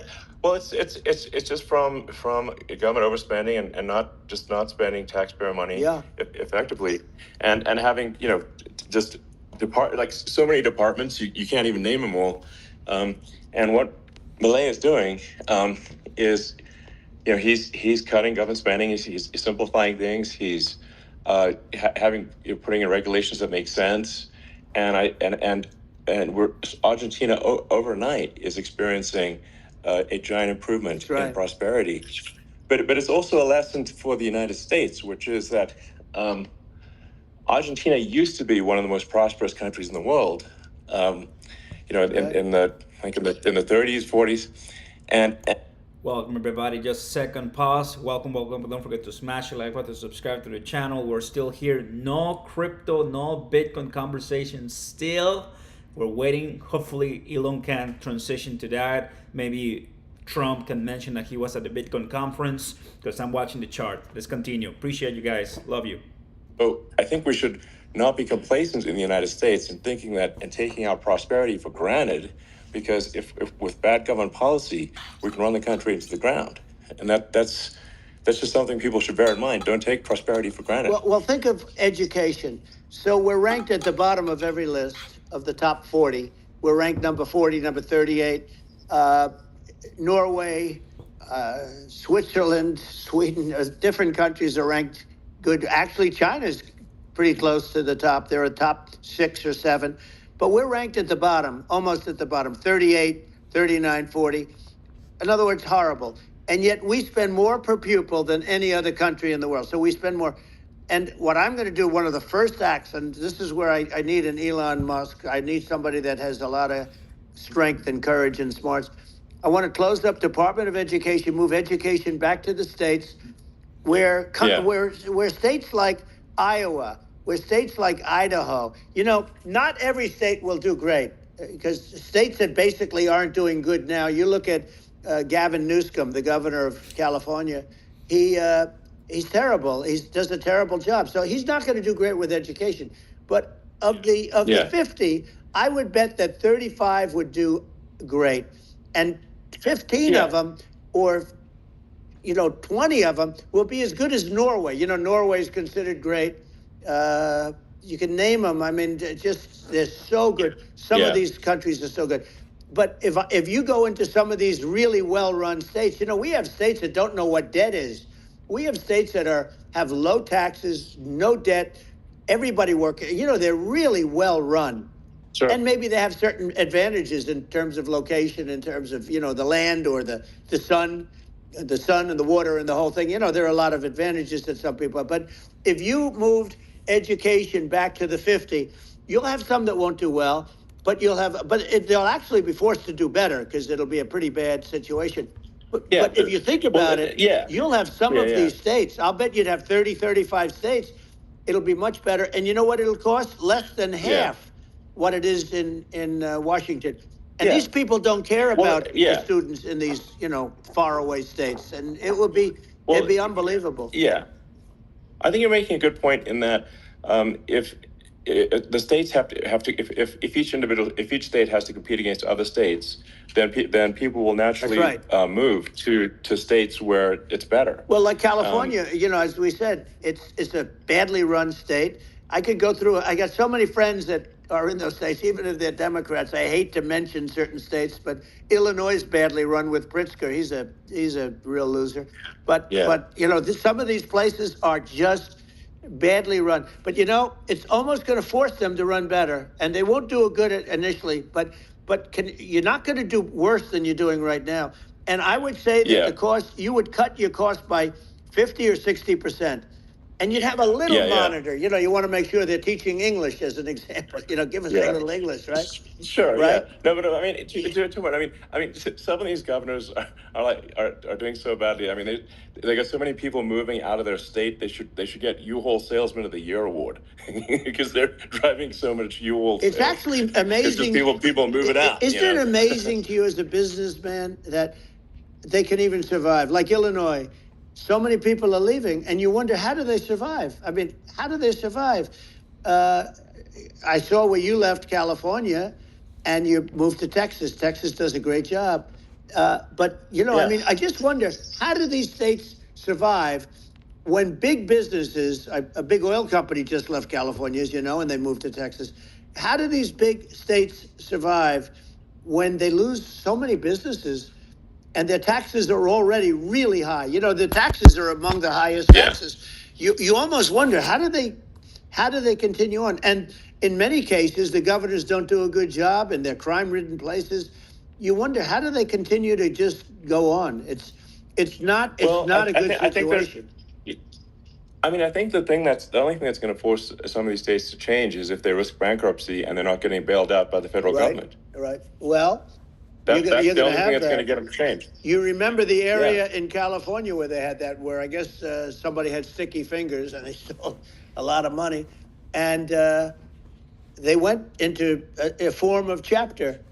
And it was very nasty for a period of time. But now it's probably the most popular place in all of California. So at some point, something like that may have to happen. But the problem is, you can't penalize people that loan money to the state when you have incompetent people like a Pritzker. Look, the family didn't want him in the family business. and then he ends up being governor of Illinois. So what is he going to be? Is he going to be a great governor? And you have people. I could name every one of them. I got to know every one of these, and some are very good, and some are just horrible. Well, I think that, the larger point here, too, as you're saying, like a lot of people are concerned about the economy, a lot of people are concerned about inflation, and inflation is effectively a tax on people that save money, and for people that are working day to day, it's just a form of taxation. And if we can solve the government spending problem, we'll solve the inflation problem, which means people will have a better standard of living, and that's a really big deal. Well, the people that got hurt worst are the people that did it the way they were taught to do it all through, their younger life and their young life and their whole life. The people that saved money, and then they got no interest on their money, and inflation destroyed them. And frankly, they were almost better off if they didn't do anything like that. Those people have been absolutely decimated, and we're going to bring those people back and help those people. We've got to get the prices down. When I look at bacon costing 4 or 5 times more than it did a few years ago, when you look at some of the food products in grocery stores, people they can't believe it. They used to be able to buy a whole cart, and today, a lot of people just don't have the money. They go in and they can't buy anything. They look at it's sticker shock. They call it sticker shock, right? I think it really just comes, like I said, I think it just comes down to really, I guess, two things, which is that if you solve government overspending, you solve inflation, which improves living standards of the average person, and then if you deregulate, like have sensible regulations, so because a lot of the regulations are nonsensical and cause the cost to be extreme for no reason. But unless you've got effective deregulation, like Reagan did a great job on deregulation in the 80s, but it's been 40 years since we had anyone really. During your administration, we made some progress, but I think the opportunity to make, radical progress with sensible regulation. If Elon, those two things, those are the big deals. We set a record. We did more deregulation and more restrictions on all of the different businesses than any other president. Remember, I had the rule for every one we put in, you have to get rid of 10 or 12. And we did radical cuts on all of that. And a lot of that's being put back by this administration. And we did radical cuts on things that weren't necessary. But we were all set. We had the best economy ever maybe in the world. And then what happened is COVID came in. And we had to focus on that, and nobody knew what it was. And I always say I got good marks on economy, good marks on military. We knocked out ISIS. We did so many different things. We rebuilt. But, I never got the credit that we really deserved on what we did with COVID. We never got the credit. But had that not happened, a gift from China, from Wuhan, came in from Wuhan, the Wuhan labs, and I always said it, and it turned out to be right. But had that not happened, we were set to start reducing debt. We were going to reduce taxes further. I gave the largest tax cuts, and we were going to reduce taxes still further for middle-income people, not only businesses. But we did it for businesses because they're the ones that's why we had the great job numbers. But we were set to really start reducing debt. And, we're sitting on the biggest pile of liquid gold anywhere in the world, bigger than Saudi Arabia, bigger than Russia. And we were going to drill, and we were going to make so much money. We were going to supply Europe with oil. I had stopped the Russian pipeline, and we were going to supply them with oil and gas. We were going to make a fortune. And then the COVID came in, and we really had to divert. Then what happened is when they came in, we kept a lot of businesses alive. If I didn't do what we did, we would have had a 1929 type depression. But the problem is when Biden came in, he got trillions of dollars and just started spending it stupidly. You didn't need it anymore. We got over that bad period where everybody was dying and feeling, it was just not a good period. Interestingly, during his administration, many more people died during his administration of COVID than during my administration, and we really got the brunt of it. But people don't realize more people died during his administration than ours. But it diverted us from doing what I wanted to do. But we had the greatest for almost 3 years. We had the great, and that probably better than anybody. So many of your friends said to me, the best years we've ever had in business were during the Trump years, and also said that African American, Hispanic American were so incredible. They were having the best. Asian American women, men, young people without a diploma, young people that graduated from the best colleges, from MIT, from the Wharton School, from all of the great colleges, Harvard. They were doing better, and people without a diploma were doing better, and everybody was happy. And then COVID came, and we had the problem is they spent trillions and trillions of dollars. They wasted. They shouldn't have taken any money, and we wouldn't be having inflation right now, which is killing our country. Yeah, absolutely. I mean, I should probably say something about, like, maybe my views on, climate change and oil and gas, because I think I'm probably different from what most people would assume, because my views are actually pretty, I think, moderate in this regard, which is that I don't think we should vilify the oil and gas industry and the people that have worked very hard in those industries to provide the necessary energy to support the economy. And if we were to stop using oil and gas right now, we would all be starving and the economy would collapse. So it's, I don't think it's right to sort of vilify the oil and gas industry. The world has a certain demand for oil and gas, and it's probably better if the United States provides that than some other countries. Sure. And it would help with prosperity in the U.S.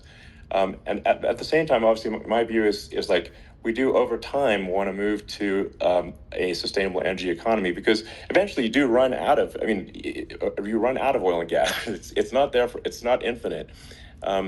And there is some risk. I think the risk is not as high as a lot of people say it is with respect to global warming. But I think if you just keep increasing the parts per million in the atmosphere long enough, eventually it actually simply gets uncomfortable to breathe. People don't realize this. If you go past 1,000 parts per million of CO2, you start getting headaches and nausea.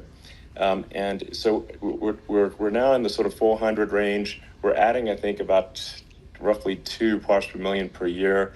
So, I mean, it still gives us, so what it means is, like, we still have quite a bit of time, but so there's not, like, we don't need to rush, and we don't need to, like, stop farmers from farming, or, prevent people from having steaks, or basic stuff like that. Like you leave the farmers alone. I agree. How crazy is that? Where I mean, you have farmers that are not allowed to farm anymore and have to get rid of their cattle, and the whole world is a little crazy. But it's largely taken its lead from us. I just say, though, I've heard in terms of the fossil fuel, because even to create your electric car and create the electricity needed for the electric car, fossil fuel is what really creates that at the generating plants. And, so you sort of can't get away from it at this moment. I mean, someday you might be able to. But I do hear we have anywhere from 100 to 500 years left. Much of it hasn't even been found yet. Yeah. But there are tremendous, like Anwar. I got Anwar in Alaska approved. Ronald Reagan couldn't do it. Nobody could do it. Everybody tried. Nobody could do it. I got it approved.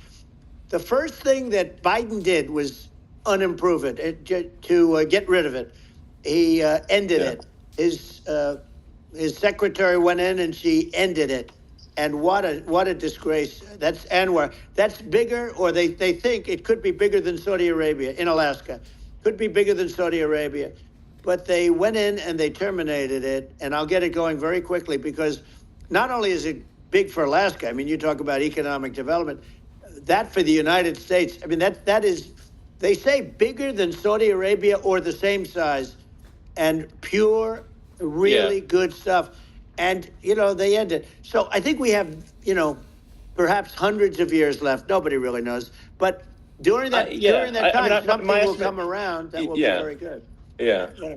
Well, I mean, my estimate would be, a little more aggressive than that. But it's not the sort of like, we're all going to die in 5 years stuff. That's obviously BS. But I mean, my view is, like, if you just look at sort of the parts per million that increments every year, you get sort of 2 or 3 parts per million every year of CO2. I mean, I think some of that, it's problematic if it accelerates, if you start going from 2 or 3 Right. to say 5. And then there may be some situations where you get just a step change increase in the CO2. And I think we don't want to get too close to 1,000 ppm, because like that's actually makes it uncomfortable to breathe. Like just existing in 1,000 ppm CO2 is uncomfortable. That's like that's considered like an industrial hazard. Right. Just so it's that's actually, you start getting headaches and stuff. So it's even without global warming, it's not comfortable to live. So you don't want to get too close to that. But I mean, I think I think we want to just move over, and if I don't know, 50 to 100 years from now, we're I don't know, mostly sustainable, I think that'll probably be okay. So it's not like the house is on fire immediately, but I think it is something we need to move towards. And on balance, it's probably better to move there faster than slower. But like I said, without vilifying the oil and gas industry, and without causing hardship in the short term, I think this can be done. Without people can still have a stake, and they can still drive gasoline cars, and it's okay. It's like, it's not. I don't think we should vilify people for it, but I think we should just generally lean in the direction of sustainability. I actually think solar is going to be a majority of Earth's energy generation in the future, and it's certainly trending that way. And so you get the solar power, combine that with batteries, so because obviously the sun doesn't shine at night, and then you use that to charge the electric cars, and you have a long-term sustainable solution. And that's what Tesla is trying to move things towards, and I think we've made a lot of progress in that regard. But when you look at our cars, we don't believe that environmentalism, that caring about the environment should mean that you have to suffer. So we make sure that our cars are beautiful, that they drive well, that they're fast, they're sexy. I mean, they're cool. In fact, literally, I mean, the sexy joke, Model S, Model 3, Model X, and Y spells out sexy. It's probably the most expensive joke out there. But I don't know, I like cheesy humor, so, but I'm a big fan of, like, let's have an inspiring future, and let's work towards, a better future, and we can do so without demonizing people. Right. I'm okay. It's very interesting. You use the word global warming, and today they use the word climate change because, you have some places that go up, and so they were getting themselves in a little trouble with the word global warming, because not every place is warming. Some places are going the opposite direction. But, I'm sort of waiting for you to come up with solar panels on the roofs of your cars and on the trunks of the cars. And it just seems like something that at some point you will come up with. I'm sure you'll be the first. But it would seem that a solar panel on the roofs, on flat surfaces, on certain surfaces might be good. Yeah. At least in certain areas of the country where you have the world, Sure, where you have the sun. But I would think, and I have no idea because that's not my world, but I would think that this would be something that would be interesting. But the one thing that I don't understand is that people talk about global warming or they talk about climate change, but they never talk about nuclear warming.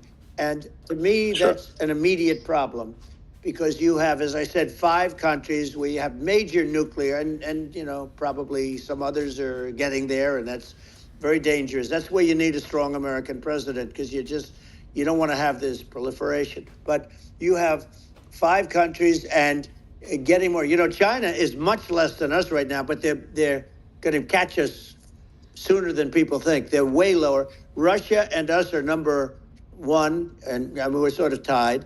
And China is far behind, but they're developing at a level that, you're not surprised to hear, very fast. They'll end up catching up, maybe even surpassing. But to me, the biggest problem is not climate change. It's not, and everything's, a problem, but it's degrees. To me, the big problem is the nuclear power. The power of nuclear is so great. And when I talk about I'll prevent World War III, I will. But the truth is that you have to, because this is no longer army tanks going back and forth and shooting at each other. This is a level of destruction and power that nobody's ever seen before. Yeah, and actually, there's the bad side of nuclear, which is nuclear war, very bad side. But there's also, I think, nuclear electricity generation Absolutely. is underrated. You're right. And it's actually, people have this fear of nuclear electricity generation, but it's actually one of the safest forms of electricity generation. It's just a huge misunderstanding.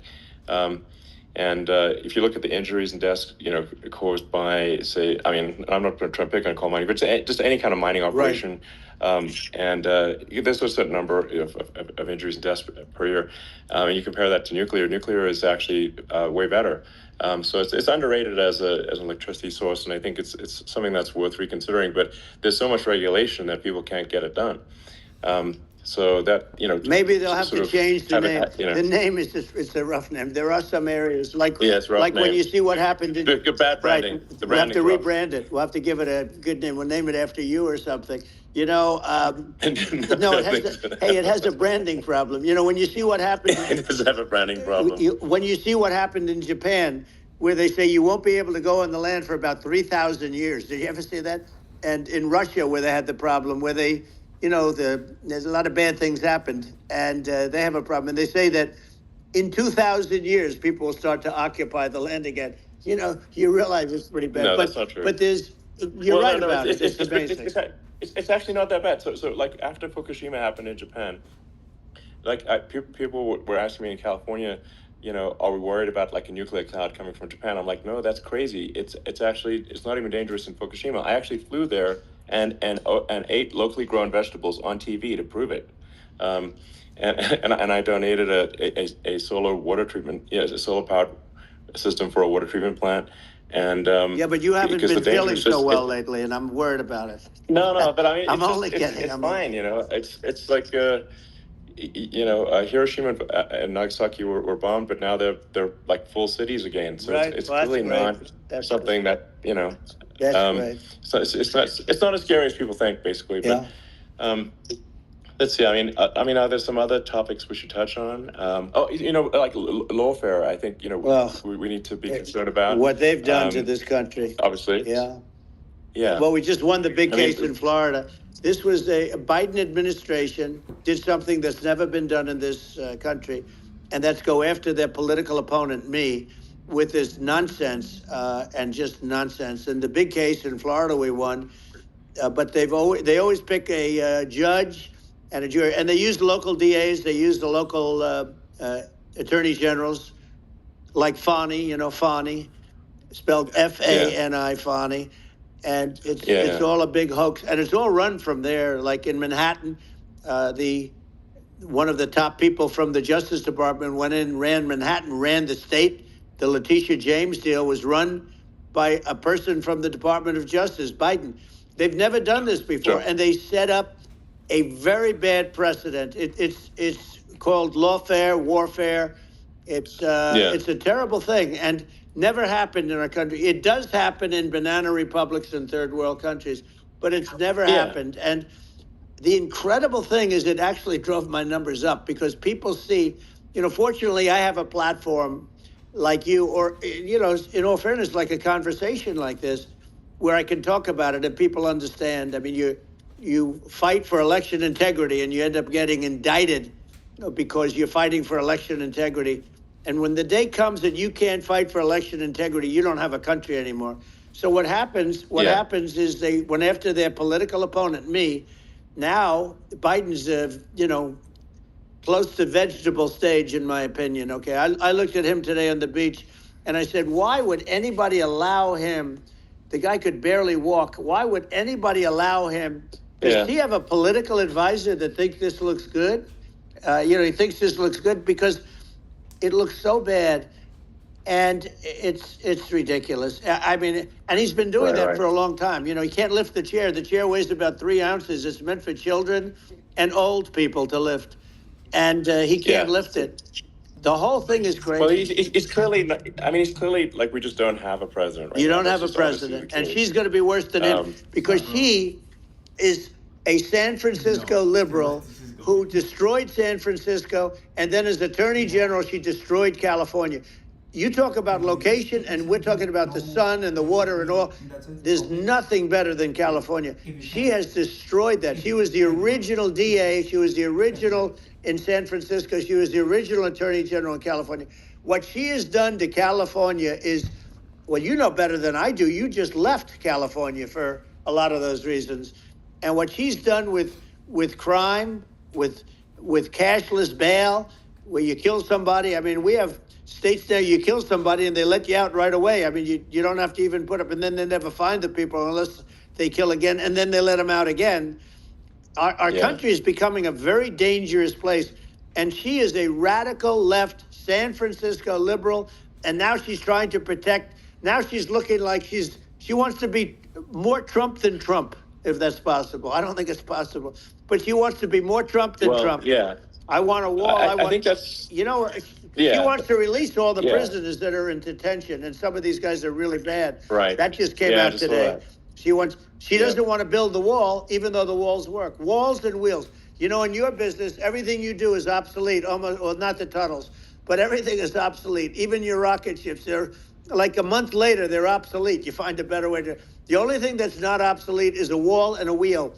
And the wall, you know, I built hundreds of miles of wall, and that's why we had such good numbers. I was going to add 200 miles.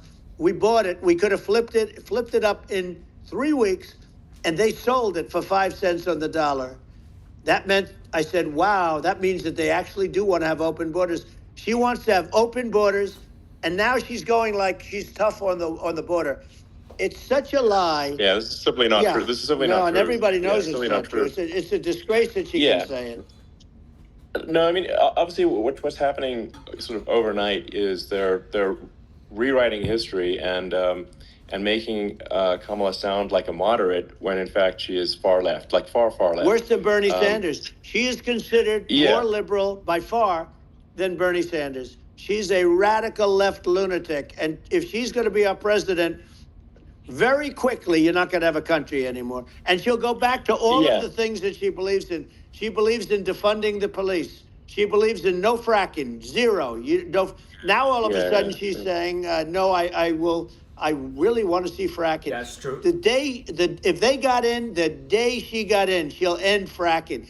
And by the way, if people didn't think that, the lunatics that really believe in that, they won't vote for her. You know, like the Palestinians and Israel. She is so anti-Israel, and she's bad for both. Biden actually did something that was impossible. Both sides hate him, you know, both sides. That was a hard thing to do, unification. Yeah, no. I mean, Netanyahu came to give a talk to a joint Senate and House sitting, and I was there, and Kamala stood him up. You know, what does that say? I think it's highly disrespectful. And I say, if you're a Jewish person, or if you believe in Israel, if you're a person that, you know, is a very pro-Israel, if you vote for her, it's worse than Biden. And Biden was bad. But if you vote for her, you ought to have your head examined. And you see tonight, I mean, as we're doing this, I'm seeing reports coming that they expect an attack tonight or tomorrow from hundreds and maybe thousands of rockets. You know, their Iron Dome, as they call it, as we all call it, but their shield that they build, that can be swamped. We'll use the term that's appropriate, swamped.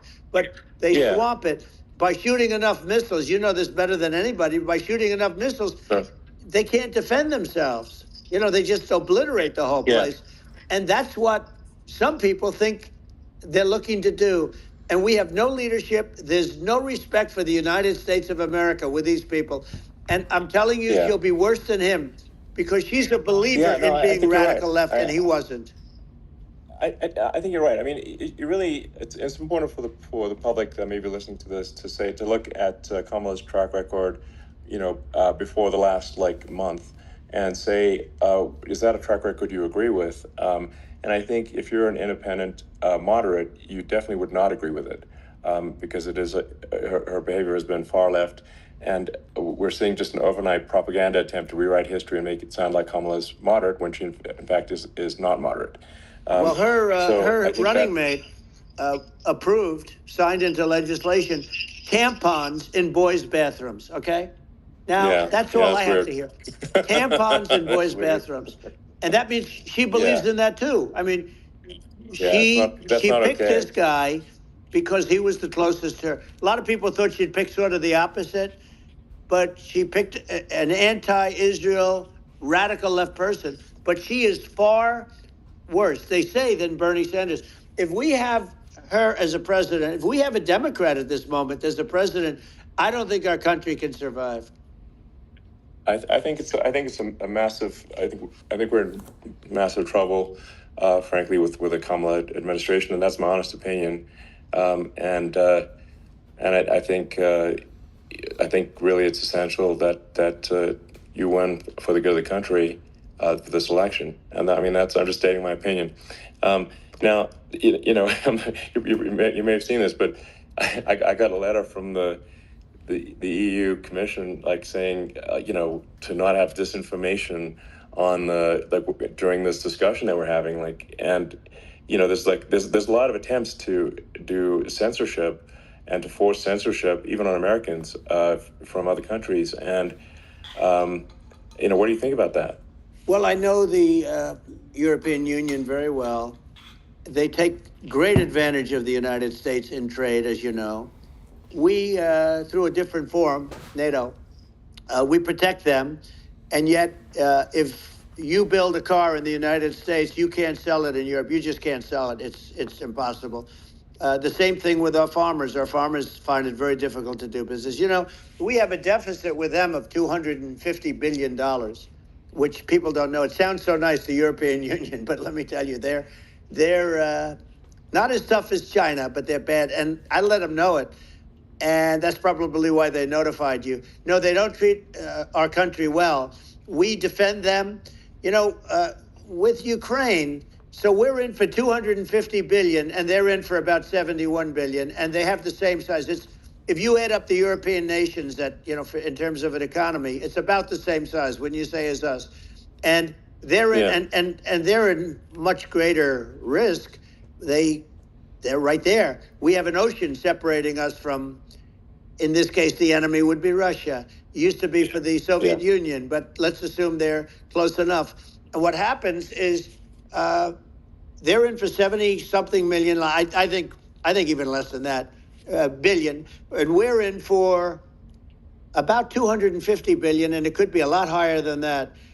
And I say, why aren't you going to equalize? Why aren't they paying what we're paying? And they're in much more, it's much more important for them because of the fact that, they're right near there. I mean, they're all sort of in that location. We're not. But they should, and I did it with NATO. There were only 7 countries that were paid up in NATO out of 28 at the time. And the United States the United States was subsidizing NATO, tremendously subsidizing NATO. And I said, I went in and I said, you got to pay up. If you don't pay up, we're not going to defend you any longer. I took a lot of heat, but you know what happened? Billions and billions of dollars came flowing in. And I think a lot of the public isn't aware of the fact that the United States pays a disproportionate share of the NATO expenses. And then we get taken advantage of on trade.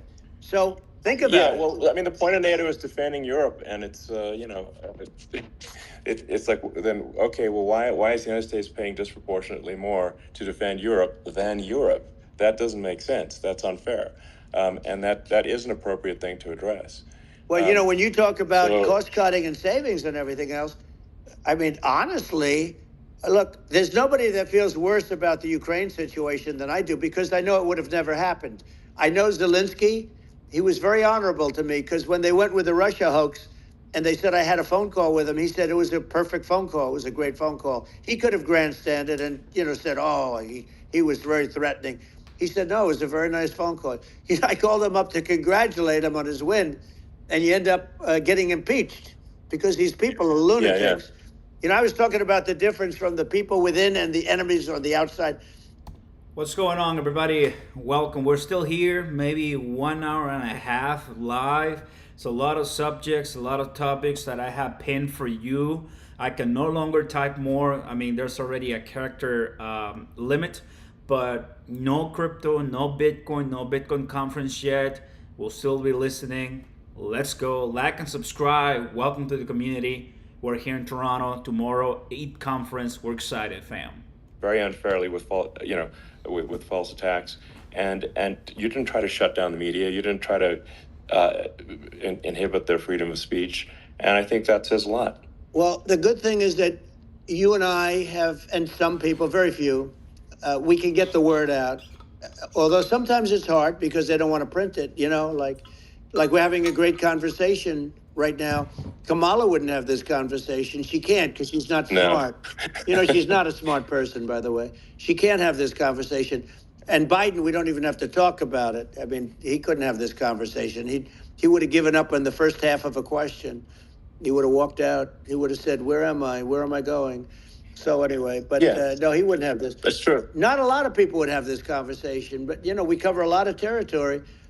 But the beauty is that we can have a conversation, and I'm able to get it out because I get treated unfairly. This is a really big point. You can actually have a conversation with you. Yeah, it's nice, isn't it? And you can't have a conversation with Biden or Kamala. It's like it's not possible. That's true.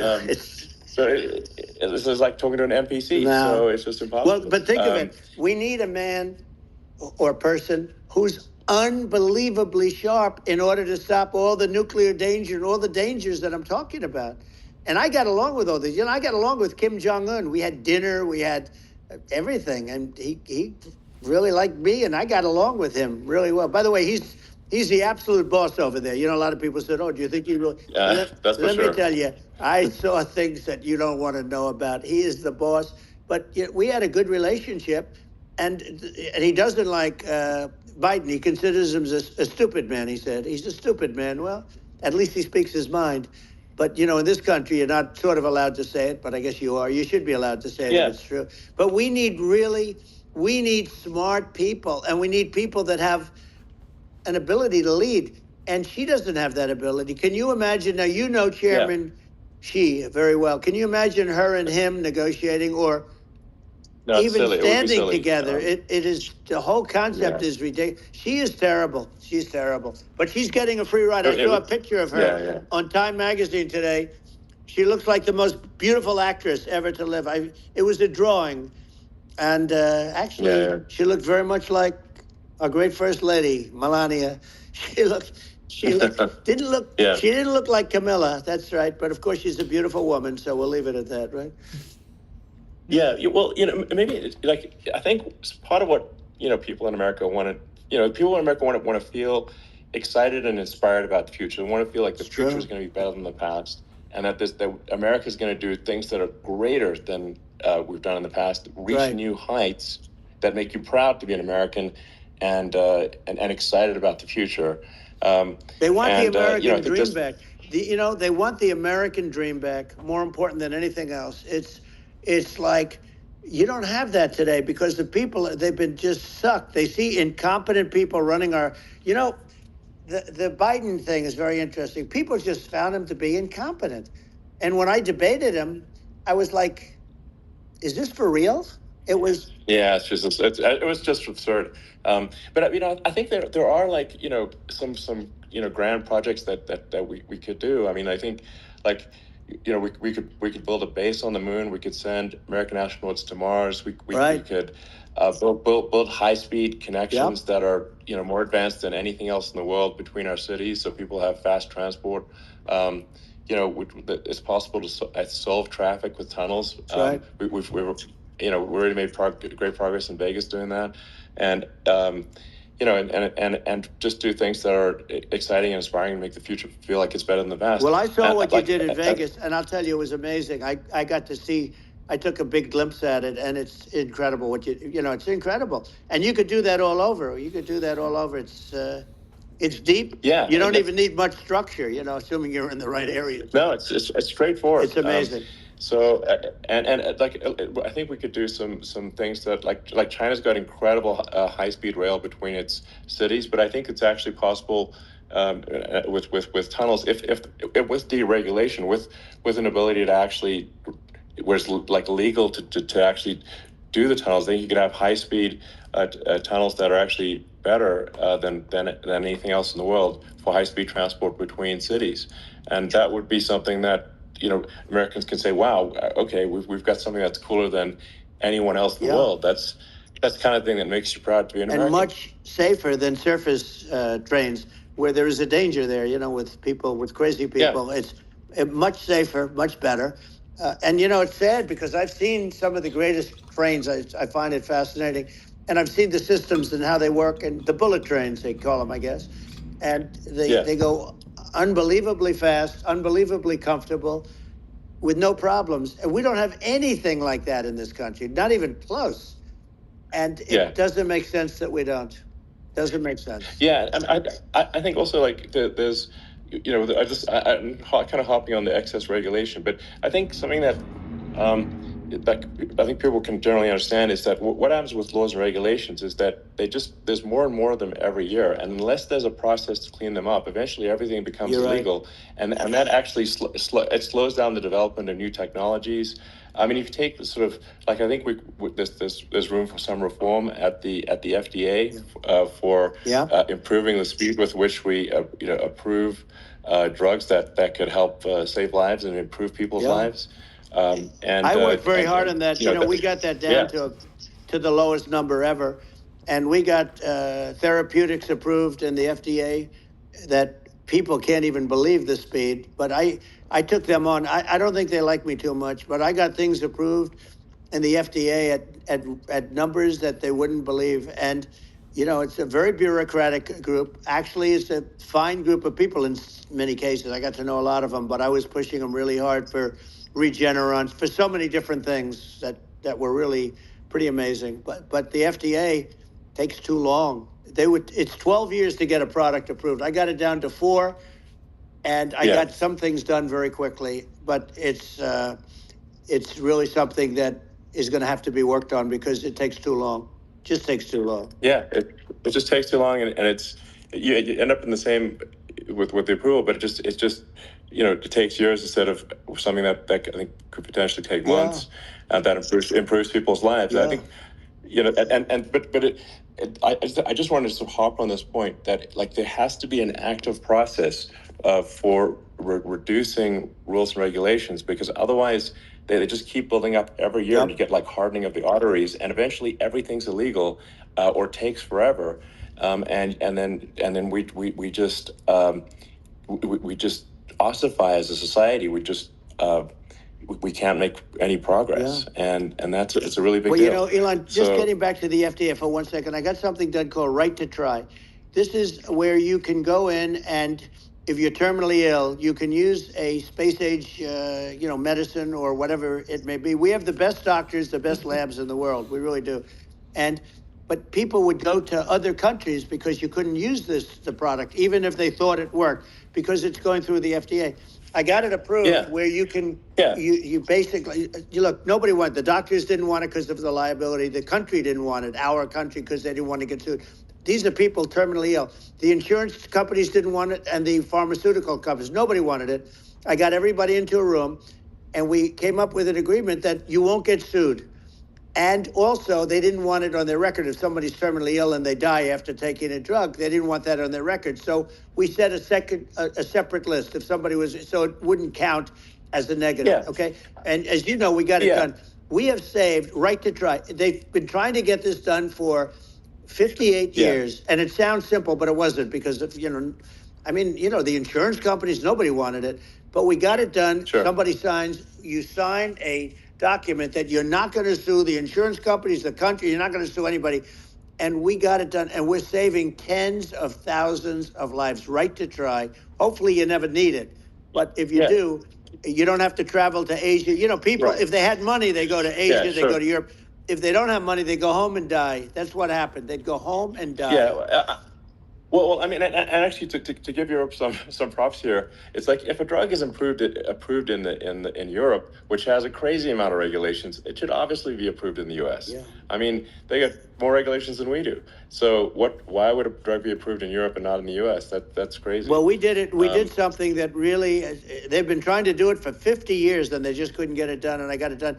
And it's really something. But you're right. Some people go to Europe because a drug isn't approved here, but it's approved in Europe. And it's a drug that generally speaking, would Yeah. work. It's pretty crazy. Absolutely. You're right. And I think so long as people are properly informed of the pros and cons and like these are the risks, this is the risk, and like you make your own decision. That makes sense. Well, I think just, in sort of closing up, and by the way, I'm looking at the numbers. You got a lot of people listening. I hope you don't get nervous, because you got a lot of people listening to you right now, like 60 million or something. What is that number? It's crazy. It's amazing how you can see that right away. How many? What is the number? Wow. What is it? Well, wow. I think in terms of people, that's bigger than you said. You said 25, and you're much more than double that number, 25 million. I think you're going to be 60 or 70, and I guess over a period of time. Hey, I congratulate you. Do I get paid for this or not? Well, I think actually in terms of the number of people that will hear this conversation over the next few days to weeks, it's going to be hundreds. That's what they say. Yeah, that's good. Well, look, it's an honor. I just asked this: are you better off now, or were you better off when I was president? Nobody's better off now. People, we put out polls on that, and nobody's better off now. Inflation has killed it. And, they also feel very unsafe. You look at what's going on with a lot of different things. You look at the riots we had at the colleges it's ridiculous, but all of the riots, they just feel unsafe. And now they really feel unsafe because you have a new form of crime. It's called migrant crime. I call it Biden migrant crime. Maybe I'll call it Kamala migrant crime. But with all these things, I always try to get to the ground truth by just asking people. And my mom lives in New York, and I was like, Mom, have any of your friends been attacked or assaulted? And she said, yeah, 3 of her friends in 3 separate incidents were assaulted just in recent months, just walking around the streets of New York. And I said, well, what happened to the people that assaulted them? Oh, nothing. They got away. They just know they always get away. Nothing's going. And they don't even bother reporting it because they know that they're not going to, people are not going to get prosecuted. They just let, violent criminals out in New York. The only one that gets prosecuted is Donald Trump. They prosecute Trump. Yeah, it's just obviously messed up. Oh, it's terrible. If violent criminals are being getting off scot-free, and meanwhile the New York spending massive resources prosecuting you, and it's like what's this? And I think the sort of sensible public looks at this and says, what the heck's going on here? This is obviously abuse of the legal system. The legal system is supposed to be protecting the public from violent criminals, and it should be obviously allowing the public to make their own decision about who should be president, as opposed to some legal case. Once they start this precedent, because this can go on with the next one. This is a very bad precedent what they're doing in terms of going after their political opponent, and that's all it is. It's going after their political opponent, and then you get a judge who's a strong Democrat, and I'm being nice when I say that. In many cases, crooked as hell. But you get a judge, and you go into an area where a Republican gets 3 or 4% of the vote, and you'll have a jury pool with people that hate Republicans or hate. It could also be the other way, though, because it could start the other way in areas where they hate Democrats, and you get into a Pandora's box. It's a very dangerous thing for this country, and a very dangerous thing even for the state. New York City is losing. New York City and state lose a lot of business over what they did to me, because these people say, we don't want that to happen to us. That's no justice system. You have an unfair system of justice, and it's costing New York State a tremendous amount of money. People are leaving and companies are leaving, and they won't come back. So, all of that stuff is important. But the economy now is the big thing, and we can turn that economy up so fast, and people are going to be back again. We're going to get rid of inflation. I think there's a lot of opportunity. Right, absolutely. So, and I just want to congratulate you. You've done an amazing job. You have definitely got a fertile mind. We can talk. You and I can talk about rockets. It's kind of you to say thank you. Tunnels. We can talk about tunnels and rockets and electric cars. So many things. And now you're into the AI, and that's going to be another beauty, I'll say. So it's an amazing thing you've done, Elon. It's an amazing thing, and I Well, congratulate you. I mean, thank you. And well, I mean, I just say here, here's to an exciting, inspiring future that people can look forward to and be optimistic and excited about what happens next. And that's the kind of future that I think you will bring as president, and that's why I endorse you. Well, It's I appreciate ending. that. That endorsement meant a lot to me. Not all endorsements mean that much, to be honest. Your endorsement meant a lot. And, we have a phrase, make America great again. It's pretty simple, but it really says that we want to make America great again. And we can do it. We can do it now. But if we were going to suffer another 4 years like we've suffered for the last 4 years, I'm not sure the country can ever come back. That's how bad it is. It's so bad. We have to do a lot of things. I think that's a very real risk. Yeah, it's a big risk. It's a very real risk. Yep. And it's, I'd just like to note to people listening, like, I've not been very political before. And if you look at my record, I've actually been, I'm not like, sometimes they try to paint me as like a far right guy, which is absurd because I'm like making electric vehicles and, solar and batteries, helping with the environment. And I actually, I supported Obama. I stood in line for 6 hours to shake Obama's hand when he was running for president. And, so it's not like I'm like some sort of dyed-in-the-wool long-term Republican. I call myself, historically a moderate Democrat. But now I feel like we're really at a critical juncture for the country. I think a lot of people thought, the Biden administration would be a moderate administration, but it's not. And obviously, we're just going to see an even further left administration with Kamala. That's my honest opinion. I mean, her dad is literally. She was brought up as an actual. Her dad is a Marxist economist. You can Google it. I mean, it's not we're not making this up.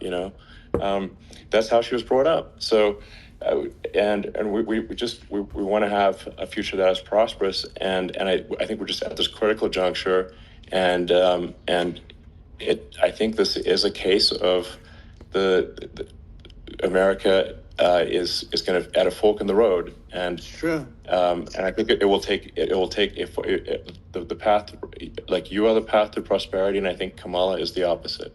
Then that's my honest opinion. I'm gonna get attacked like crazy, and I've also experienced quite a bit of lawfare myself, but I'm just trying to tell people my honest opinion, and I haven't been really active in politics before.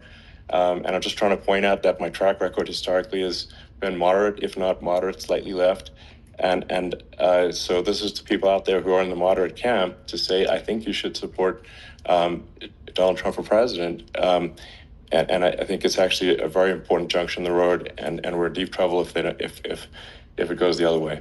Well, I want to thank you. And, I actually always did think of you as somewhat left. I must say that. So it's Yeah. even more of an honor to have your endorsement. I know how strong you feel about it. But, when you think of her, San Francisco, 15 years ago, I had a great friend, Bob Tish. He said it's the greatest city in America. And now it's almost not livable there. And California likewise. And she was involved in the destruction of San Francisco and the destruction of California. And she will be involved in the destruction of our country if people are so unwise as to elect her. And I hope that doesn't happen. And I hope the elections are going to be run honestly. And we're going to turn this country around. We're going to do things and we can do it fairly quickly. And we have to get rid of the criminals that have been, given to us by other countries as they laugh.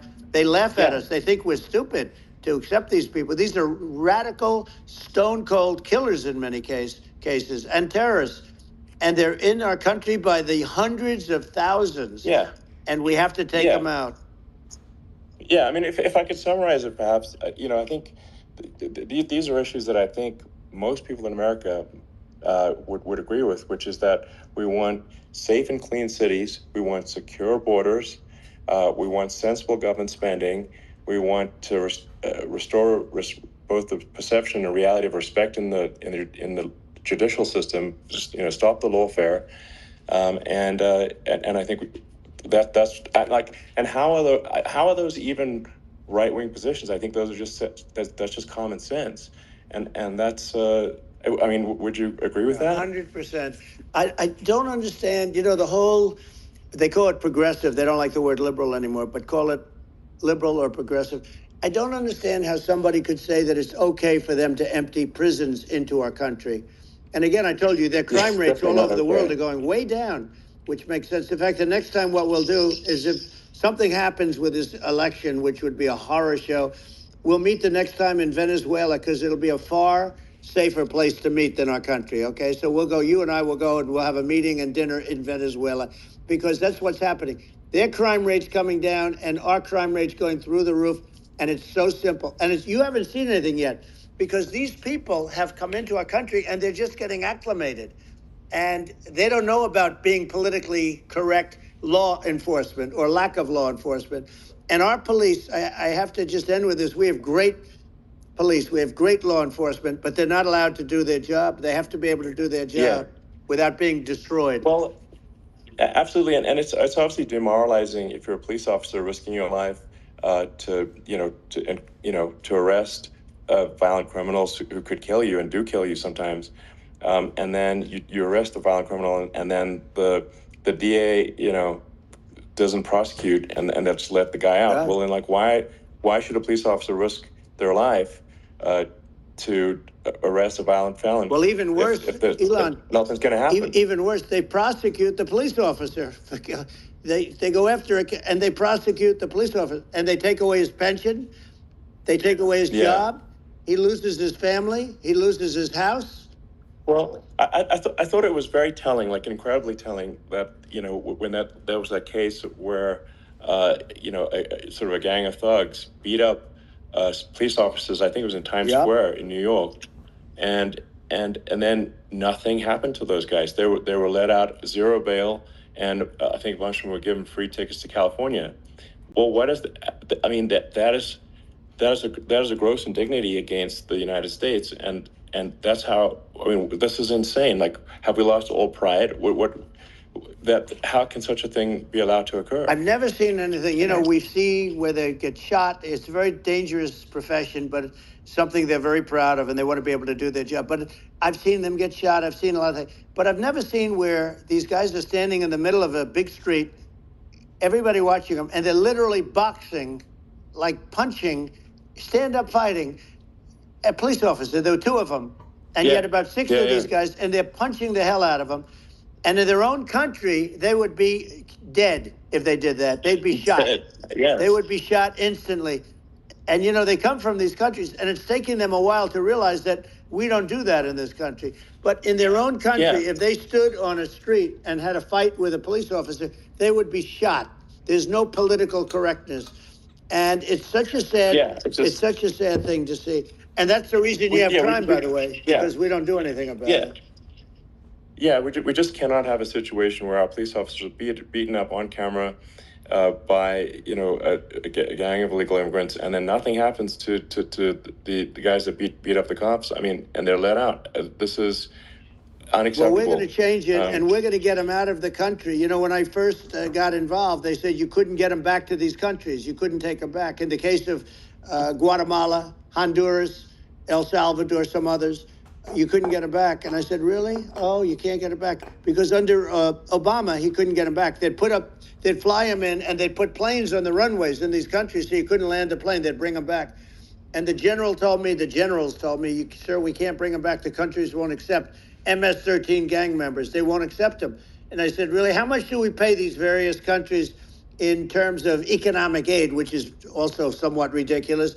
And the answer was $750 million. I said, good. Tell them they're in default. They're delinquent. We're not paying them anymore because they won't accept it. And you know what happened? They all called me, every one of them. They said, we would be honored to take them back, sir. We would be honored.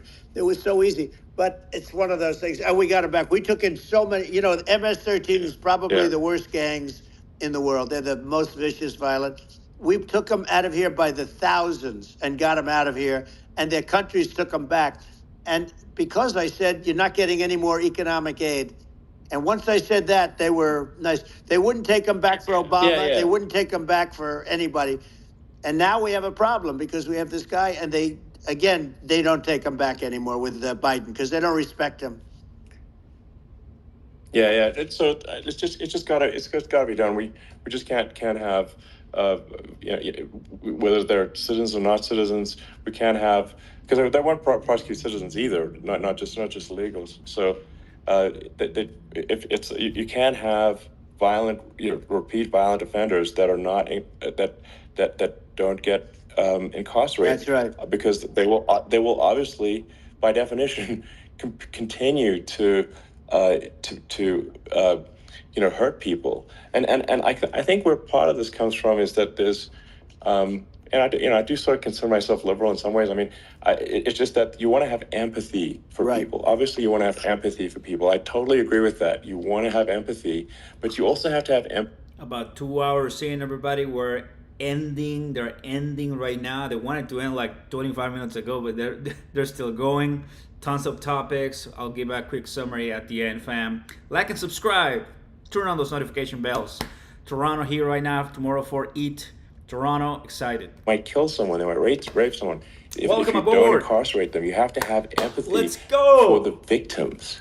And there's a lack of empathy for the victims of the criminals, and too much empathy for the criminals. It doesn't make sense. That's why you want to have deep empathy for society as a whole, not shallow empathy for criminals. Right. And we have to give our police officers the dignity and the respect that they deserve.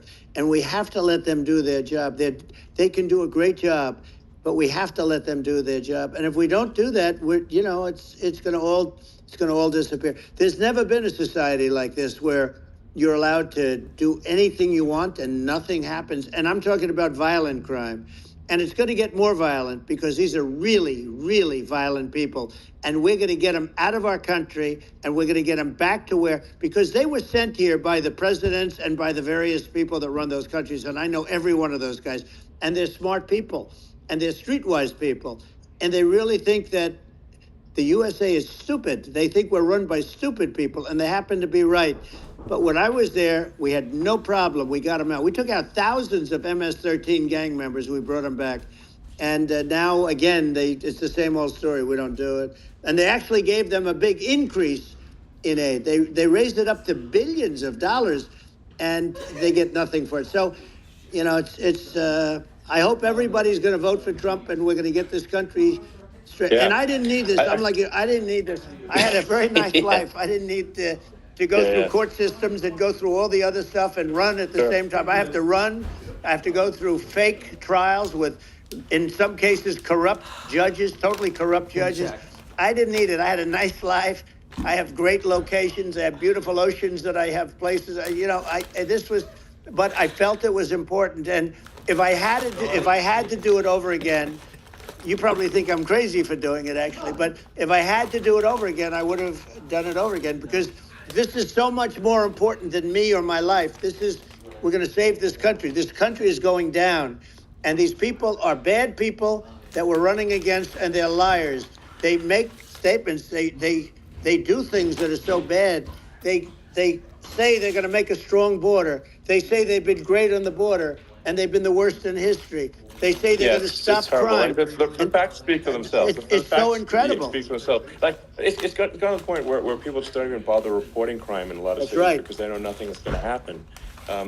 That's what I hear anecdotally from people all the time. So it's just my values. I'm just saying to people out there, like the things I think are important for the future is like we've got to have safe cities, we've got to have secure borders, we've got to have sensible spending, and we've got to have deregulation, and so we can have a prosperous future. And then we want to have some exciting, sort of moonshot projects that people can get fired up about, and that's the future I'm looking for. And I'm pro-environment, but I'm not against. I'm not like I don't think we should vilify the oil and gas industry because they're keeping civilization going right now, and but I do think we want to move at a reasonable speed towards a sustainable energy economy. Those are my values, and I think and so I mean that's why I'm supporting you for president. Well, so. I appreciate it.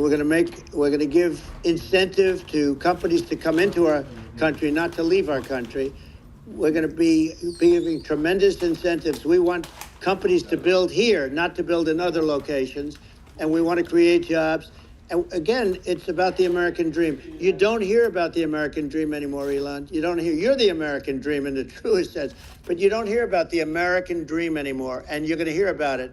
People, they need that incentive to go out and do it, and they're going to love their lives. I mean, they're going to look forward to getting up in the morning and going to a job that they love, not a job that they can't stand, or not any job at all where they have no money, where they literally have no money, and then they end up with violence and lots of other problems.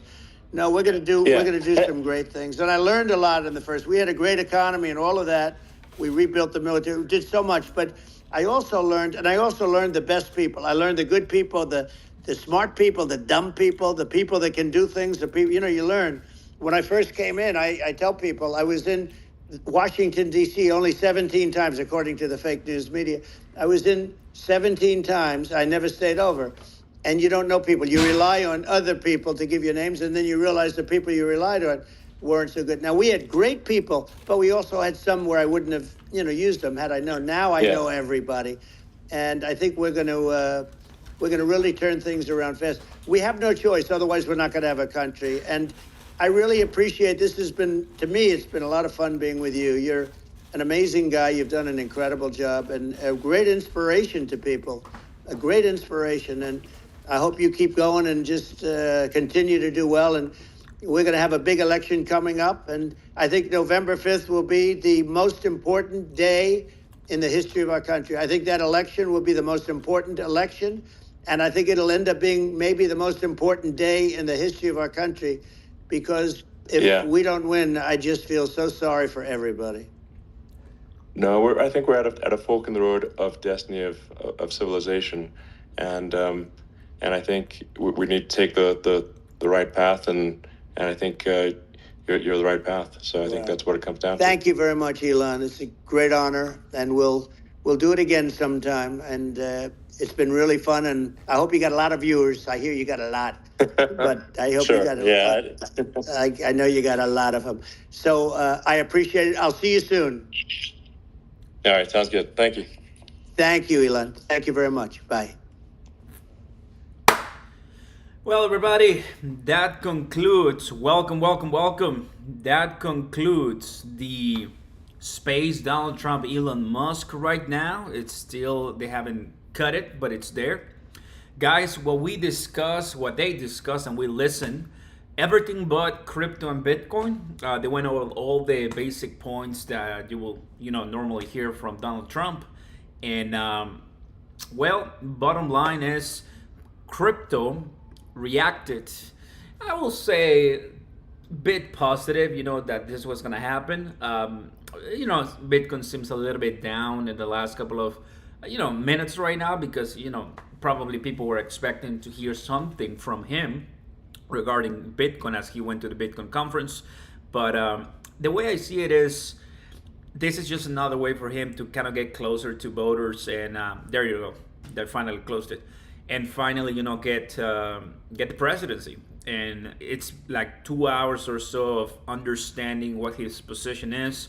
I know a lot of people like him and a lot of people dislike him. The bottom line is, crypto-wise, Bitcoin-wise, for our portfolios, if this man, in my humble opinion, Oscar Ramos, if this man gets elected, re-elected as the president of the United States, I believe that we are going to have, may not be perfect, and obviously we can agree to disagree, but I think we're going to have a much better Bitcoin and crypto bull market ahead for us in 2025. Just because there's going to be a higher level of respect to the United States that's going to just help everybody in the world. So I like that personally. I just want to say thank you so much for all the people here listening. And obviously, it was 1.3 plus million people listening to this space, but one person could be streaming to thousands of people like we did today, hundreds of people. So easily there were a few dozens of millions of people listening to this space. And it happened. Now days away from the DNC convention, and then from early voting, and then obviously for election, November 5th. But guys, you are incredible. Thank you so much to all the new subscribers, to the all new viewers, to the people here listening and just kind of jumping in with me. I got food thanks to my man Zach and Mark. I mean, we were really, really happy and blessed. And that's it, guys. I'm gonna cut it now. Let's go ahead and close this poll to see how many votes we got. We got 1.1k votes, not bad at all.